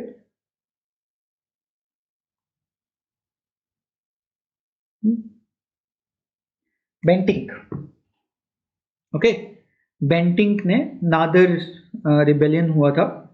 सो इन 18 sorry so during in 1831 you know Britishers ने उसको एनेक्स कर लिया था डायरेक्ट, लाइक वो ब्रिटिश एडमिनिस्ट्रेशन के अंदर था। 50 साल तक रहा, 1831 से 1881 तक।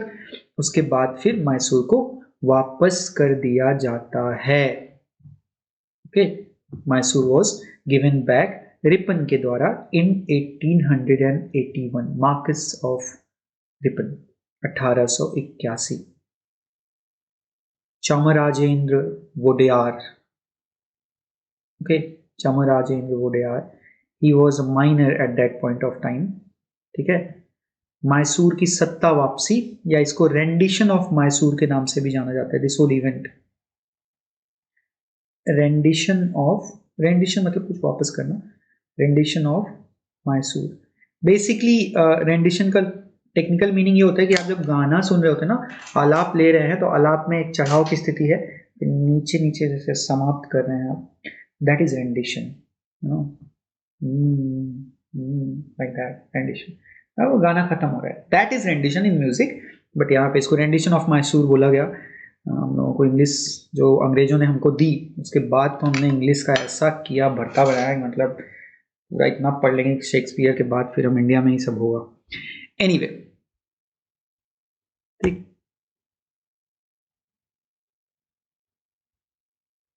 we have a lot of influence of Shakespeare, you know, like in India, English and language and everything.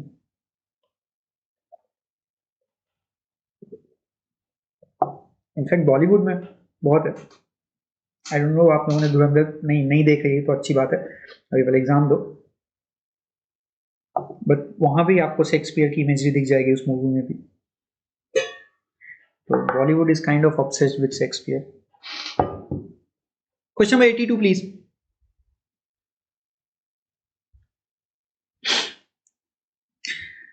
Yeah, Lomar brothers. Okay, Lomar brothers. They were among the following, like who among the following brought the concept of motion pictures to India? Lomar brothers. Okay, it was the Lomar brothers who brought the concept of like motion pictures in India. Okay, इसके बारे में मैंने इसी अपने channel पे ही I have taken a session, आप लोग वो वीडियो देख लीजिएगा, इंपॉर्टेंट है। ओके, लाइक मूवीज वगैरह से रिलेटेड। फिलहाल ठंडा पड़ गया है ऑलमोस्ट, उतना क्वेश्चन आने के चांसेस ऐसे 50-50 टाइप में है, बट फिर भी देखिएगा। ओके, वॉटसन होटल में, इन वॉटसन होटल दे इन 1896 वहाँ पे उन्होंने लाइक सबसे पहले प्रेजेंट किया था, मूवीज अपनी दिखाई थी वॉटसन होटल में। भारत में सिनेमा का ये पहला सार्वजनिक प्रदर्शन था। ओके, लूमियर ब्रदर्स, ठीक है, लूमियर ब्रदर्स, जिन साइलेंट फिल्म्स को इन्होंने दिखाया, arrival of a train, workers leaving the factory, the sea bath. Okay, these are some of the like documentary films दिखाई गई। Arrival of a train, workers leaving the factory, the sea bath, like this. ठीक है, ये सारे आपकी short films थी जो दिखाई गई। ग्रेट, अराइवल ऑफ ट्रेन, एक ट्रेन आ रही है, लोग बस बैठ के देख रहे हैं, ठीक है। वर्कर्स सब साइलेंट थी। वर्कर्स लीविंग द फैक्ट्री, काम करके लोग घर जा रहे हैं, बैठ के सब देख रहे हैं। पहली बार देख रहे हैं तो ठीक है, कुछ भी दिखा दो। द सी बाथ, समुद्र में कोई नहा रहा है, अगर पता नहीं मेल था या फीमेल था, हो सकता है कुछ लोगों को मजा आ रहा हो, तो the sea bath, this was also. ठीक है, so like these are the short films जो कि आपके दिखाया गया। समंदर में नहा के और भी सुना है ना, never heard it। चलो, लुमार ब्रदर्स 1896 सिनेमेटोग्राफ लेके इंडिया आते हैं। ठीक है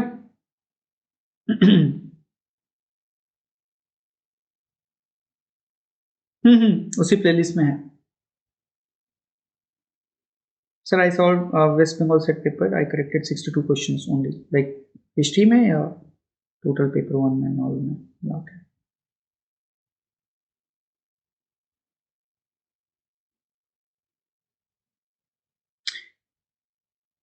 ठीक, एक और चीज हम देखते हैं कि like early people, early pioneers who got inspired by this, Calcutta में Hiralal Sen, then later on Dada Saheb Phalke, later made राजा हरिश्चंद्र 1913 में। ठीक है, तो these were some of the people who got inspired by it। there is this work, बाकी सारा वो ये इस टॉपिक पे वो क्लास वो सेशन देख लीजिएगा, उसमें हमने बहुत डिटेल में सारी चीजें बताई हैं आपको। there is this work, encyclopedia of Indian cinema,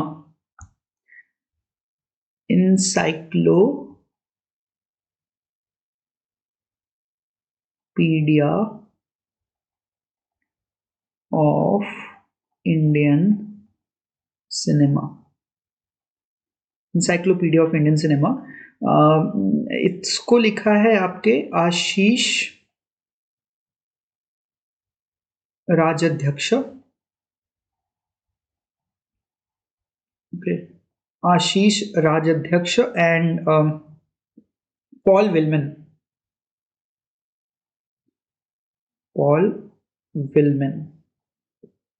ठीक है। BD Garg, so many cinemas, BD Garg, so many cinemas, it was written by him। okay, then there is this work, Indian film, ये आपका लिखा है एरिक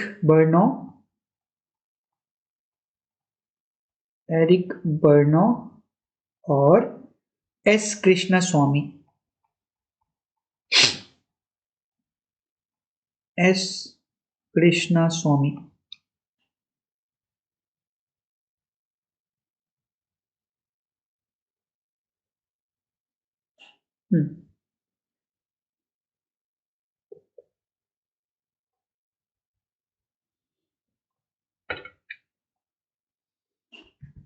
हाँ जी। Question number 83 please. ठीक है, थोड़ा और कर सकते थे 70+, बट ये भी बुरा नहीं है score. हिस्ट्रीहॉलिक, in which year the Dramatic Performance Act was passed, which imposed rigorous state control over performances on the public stages?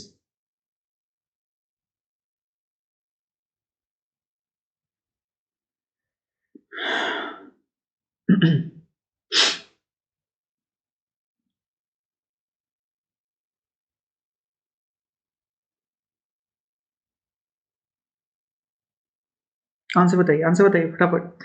Yes, 1876। हाँ, dramatic performance act 1876, 1876 dramatic performance act. 1876 dramatic performance act, ये colonial का एक तरह से censorship law था। ठीक है, Lord Liton के टाइम पीरियड में इंट्रोड्यूस किया गया, और इट कुड, लोकल गवर्नमेंट को पावर दी गई कि वो किसी भी ड्रामेटिक परफॉर्मेंस को वो बैन कर सकते हैं। अगर if it was likely to excite disaffection against the government or incite rebellion or public disorder. Okay, penalties वगैरह की भी बात किया गया. एंड ठीक है, थिएटर क्योंकि पॉपुलर हो रहे थे, visual and accessible to the masses भी हो रहे थे, खासकर जो पॉलिटिकल प्लेस बंगाल में हो रहे थे जिनमें दीनबंधु मित्रा का नील दर्पण जो था, उनकी पॉपुलैरिटी से ट्रिगर हुए थे ये लोग. So that's why such like act were introduced. Even independence के बाद भी चलता रहा है, हाउएवर 1954 में इसको रिपील कर दिया गया. ठीक है guys.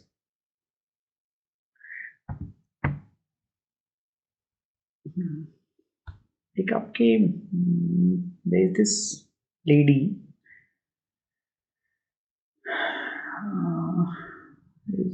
her name is Anandita Ghosh. She works in legal history and all. उन्होंने कुछ काम किया है सेंसरशिप, कॉलोनियल प्रिंट कल्चर वगैरह पे. इसका आंसर दीजिए, बताते हैं, फिर उनकी बुक का थोड़ा सा याद करते हैं. Question number 84, please. English position in India was improved by the Golden Firman granted to them in 1632. Golden Firman, बताइए, फंसाने की तैयारी हो रही है आपको. सुल्तान ऑफ गोलकोंडा, हाँ, गोलकोंडा के सुल्तान के 1632 की बात हो रही है ना. यस, 84 का B. Yes. So core book की बात करते हैं हम आनंदिता घोष की. She is a major scholar who basically writes on censorship, on print culture, public sphere even. इसके बारे में 19th and early 20th century, specially Bengal पे इनका वर्क है. Anita Ghosh, she writes a work, Power in Print. Okay, power in print, आज नहीं तो कल मुझे भी पढ़ना पड़ेगा इनको. Power in print, popular publishing and the politics of language and culture in a colonial society. Power in print, it's a like vernacular print, specially Bengali में जो थे उन पे फोकस था ये, बट इंपॉर्टेंट है काफ़ी. Then there is this work जो कि ये एडिटर थी इस वर्क का. This is an edited volume. इसके कुछ एसेस पढ़े भी हैं मैंने. Behind the well,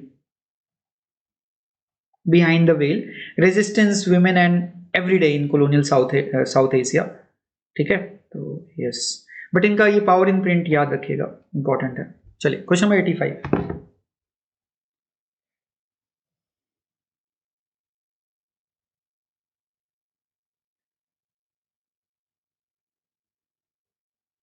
Navgopal Mitra, national Nabagopal, correct Kavita ji, you remember. When did the phrase proclaiming the Governor General to be the servant of Emperor was omitted from his official seal?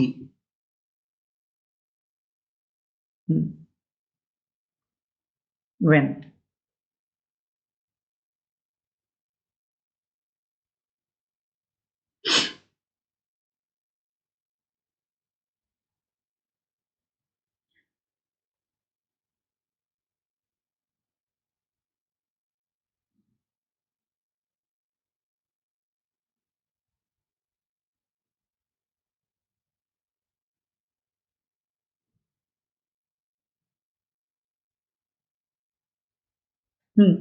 Answer इसका वही after the government of India 1858 होना चाहिए, but इस पे थोड़ा सा doubt था लोगों को, because there was some account like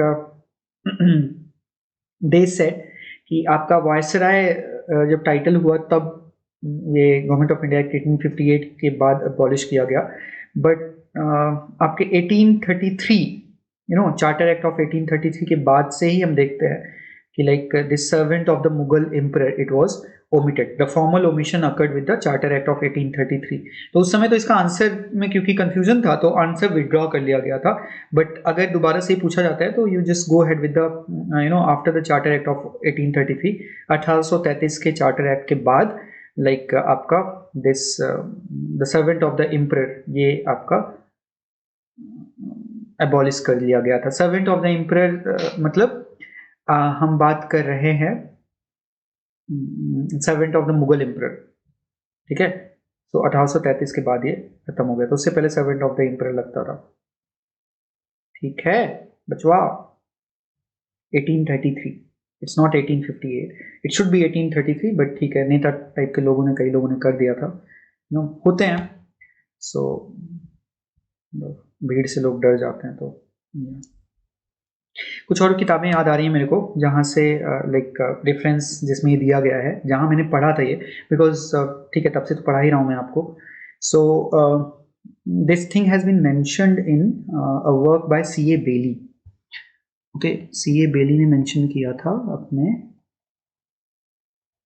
ठीक है, Indian society and the making of the British empire, Indian society and the making of the British empire. Okay, इसमें मेंशन मिल जाएगा इसका। चलिए next question 86 please. Which one of the following pledged loyalty to the British and joined hands for the implementation of the provision of the Montagu-Chelmsford Act? It merged with the Congress in the late 1930s and in the process broadened the base of national movement. Nice. बताइए।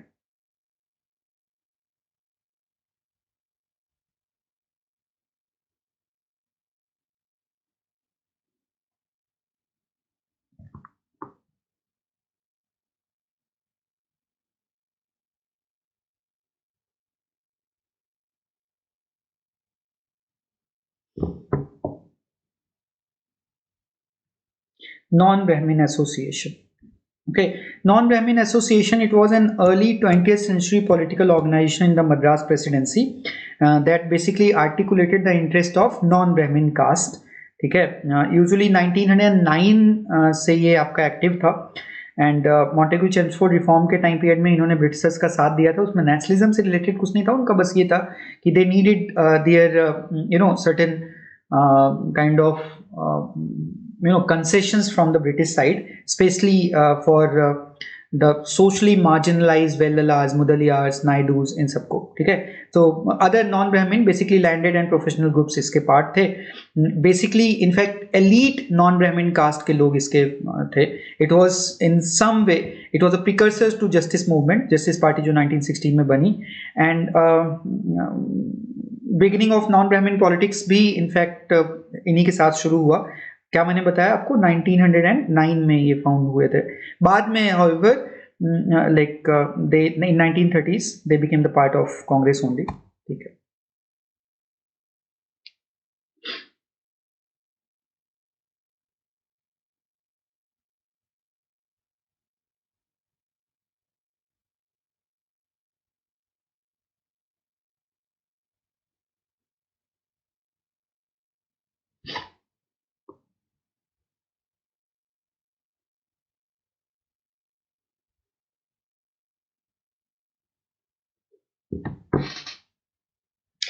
How did Britain secure a title to rule India? Consider the following statements and select the correct code.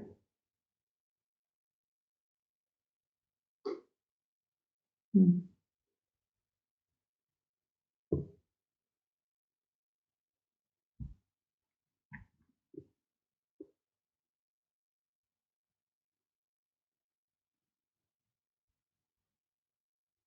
87. Question number 87, please.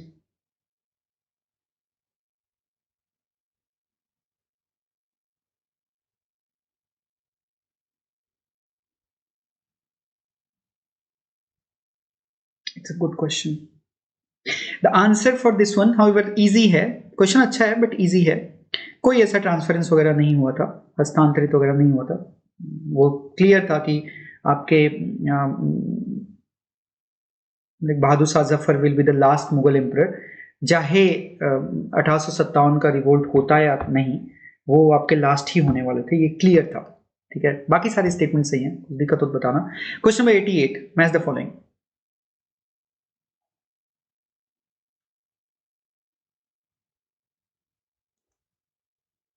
Association और उनके founder, easy है question.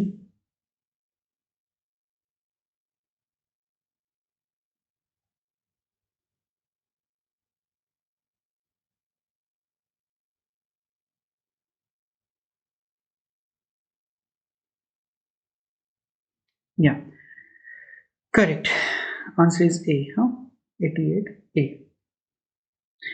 This work एक और है, it is written by Eugene. These are some important and famous books के बारे में बात करें हम। यूजीन एफ इर्शिक, उन्होंने लिखा पॉलिटिक्स एंड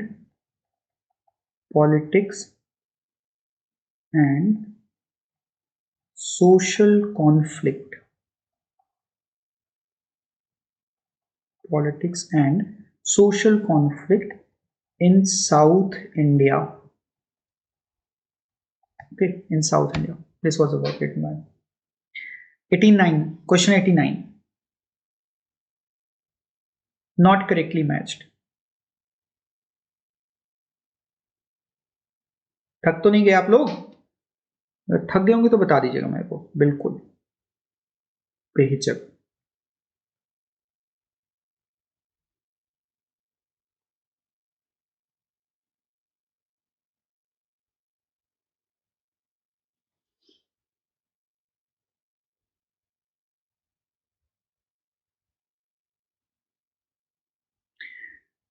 हाँ, national council of women, lady Mehribai Tata उनसे जुड़ी हुई थी, ऐसा नहीं है, तो ये गलत है।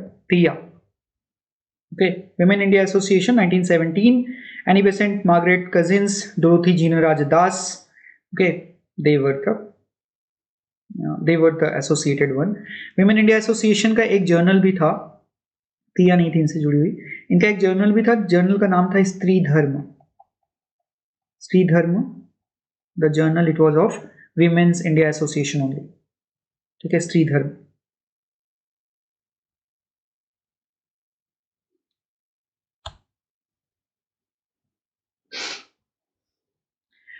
With reference to official records, what were the consultations?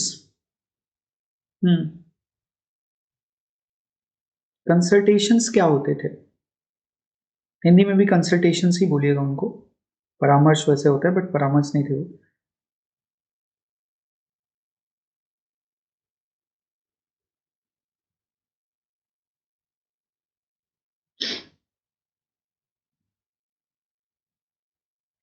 Consultations of east India company. Question number 90।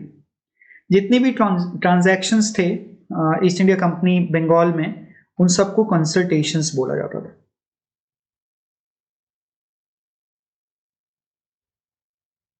ठीक है, बैटल ऑफ प्लासी और दीवानी ग्रांट्स के बाद consultations basically they were trade. ठीक है,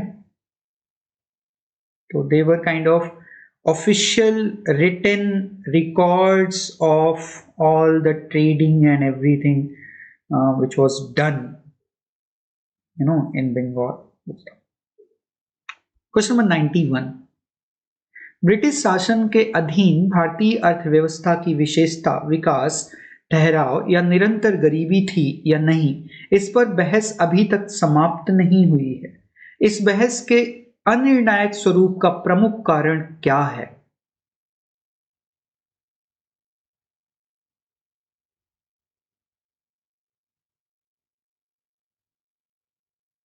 यस, इसका कारण इसलिए है, वाई दिस डिबेट, जो कि आपके मॉरिस डी मॉरिस भी बोलते हैं। मॉरिस डी मॉरिस ही says that there was no deindustrialization. Why? क्योंकि हमारे पास क्वांटिटेटिव डेटा है ही नहीं, स्टैटिस्टिक्स लेके आओ तो हम बताएंगे, बाकी तो हवा में बातें कर रहे हो सब लोग। ठीक है, निजाम ऑफ हैदराबाद 1946-47 के टाइम पीरियड में कौन था? Who was the Nizam of Hyderabad during this time period? It's a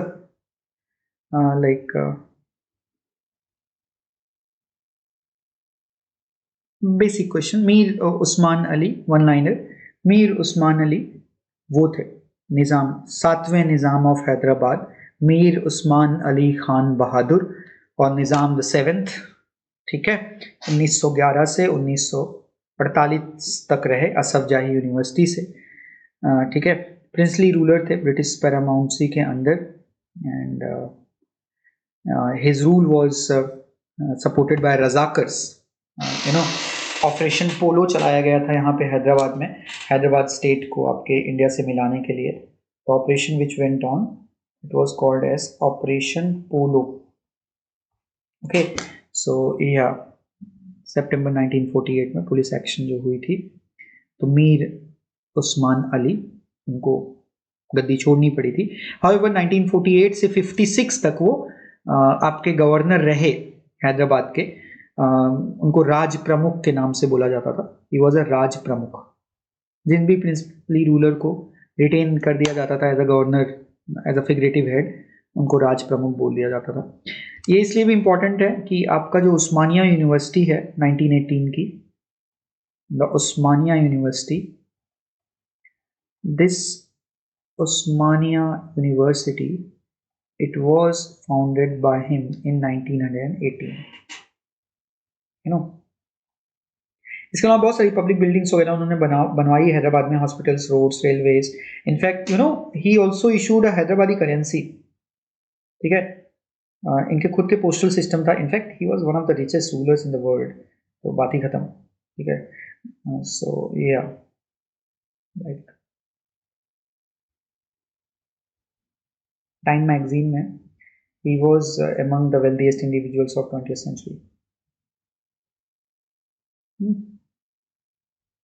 चलिए नेक्स्ट क्वेश्चन नंबर 93.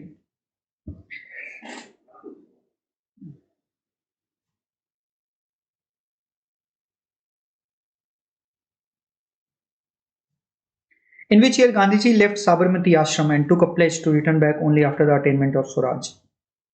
साबरमती छोड़ के गए, उसके बाद बोला कि तभी लौटेंगे जब स्वराज मिलेगा. नहीं लौटे यहाँ पे. 1930. हाँ, इयान कोपलैंड और अयान कोपलैंड, इनका वर्क है the princess of India,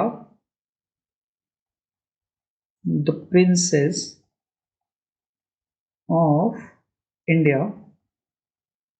the princess of India in the end game of empire, in the end game of empire, princess of India in the end game of empire. 92.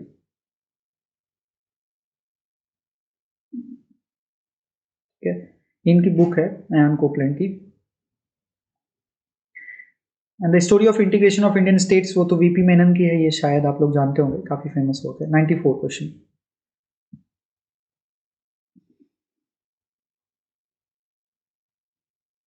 Muzaffar Ahmad in collaboration with Kazi Nazrul Islam 1925 में कौन सी party बनाते हैं? Labour Swaraj party. Correct, very good, labour Swaraj. Question number 95. Which treaty was concluded after first Anglo-Burmese war? कई बार आता है ये. पहले एंग्लो-बर्मीज वॉर के बाद कौन सी ट्रीटी? यान दाबू की treaty. Very good. Question number 90. Francois Caron first French factory India में कब स्टैब्लिश करते हैं? कब स्टैब्लिश करते हैं और कहाँ स्टैब्लिश करते हैं? बताओ.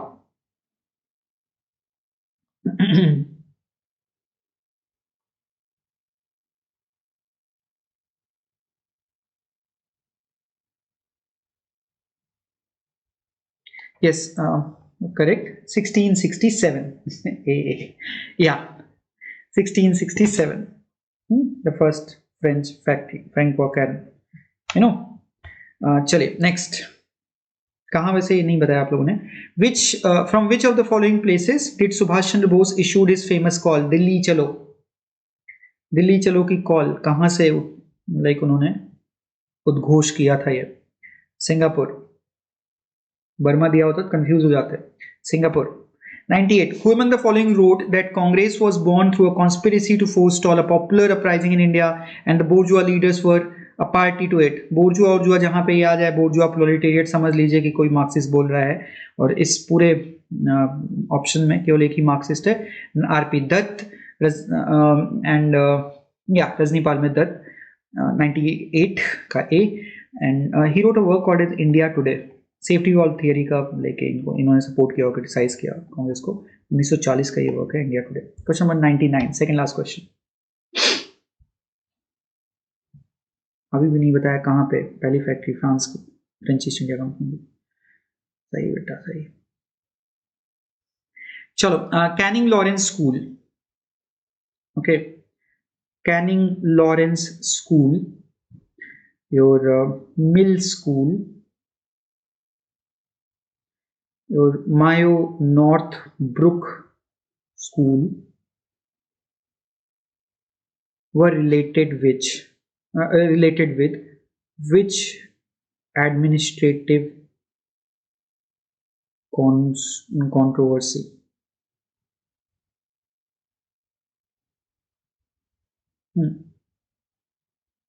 With which administrative controversy? Question number 99.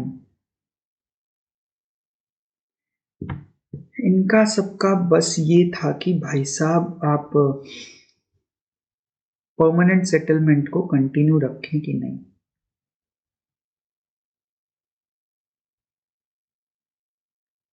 ठीक है, these are on for permanent settlement।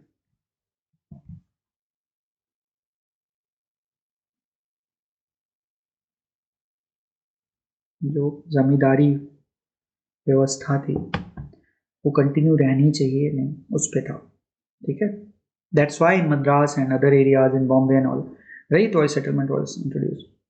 okay, so the controversy it relates to permanent settlement।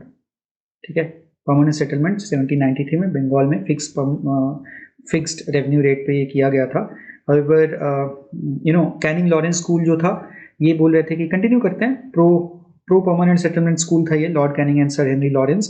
उनका था कि ये पॉलिटिकल स्टेबिलिटी क्रिएट करेगा, एक लॉयल लैंडेड एरिस्टोक्रेसी क्रिएट करेगा, अच्छा रहेगा जमींदार एंड ऑल दैट थिंग। ठीक है, मिल स्कूल ये जो था ये एंटी परमानेंट सेटलमेंट था। ये आपके जेम्स मिल थे, उन्होंने बोला कि इकोनॉमिकली इरेशनल है, एक बार पैसा आपका फिक्स हो जाता है उसके बाद आप बढ़ा नहीं सकते हैं, तो इसलिए ये इसके खिलाफ थे। आपके मायो नॉर्थब्रुक स्कूल जो था, लॉर्ड मायो और लॉर्ड नॉर्थब्रुक का, they rejected the blanket extension of permanent settlement, but उन्होंने केस बाय केस एक्सपेरिमेंटेशन की बात किया, तो एक तरह से वो बीच वाले थे, like they were moderate and more pragmatic position उन्होंने लिया था। तो these were the basically debates which went on around your permanent settlement को लेके। चलिए next, which of the following is not correctly matched? Last question,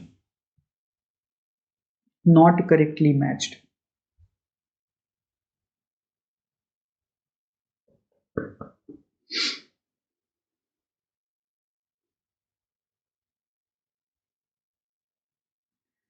You are correct, Khushi.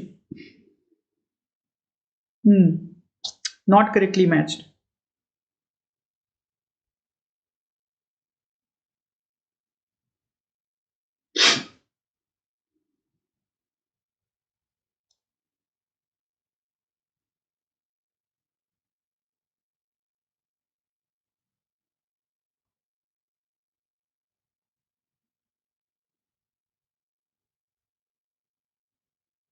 सुधारक N Sen नहीं थे।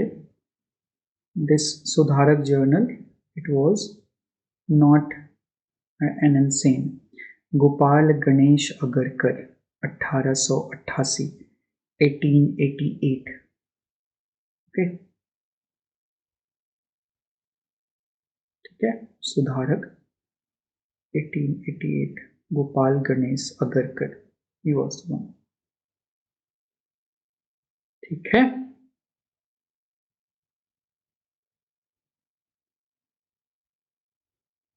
yeah, okay, so that's it for this very session. Thank you so much for joining me here with this June 2019 questions finish। 2 घंटे का session हो गया, but thank you so much for joining me here. And जैसे मैंने आपको बताया कि this जो टॉपिक वाइज मॉक वाला कोर्स है, that course is now it's free for everyone. ठीक है, फ्री कोर्सेज सेगमेंट में आपको दिख जाएगा, you can check out the questions and everything, वो आप देख सकते हो ओम्स हिस्ट्री ऐप पे। बाकी कल मिलते हैं हम लोग, okay, with the next session. Bye bye guys, take care.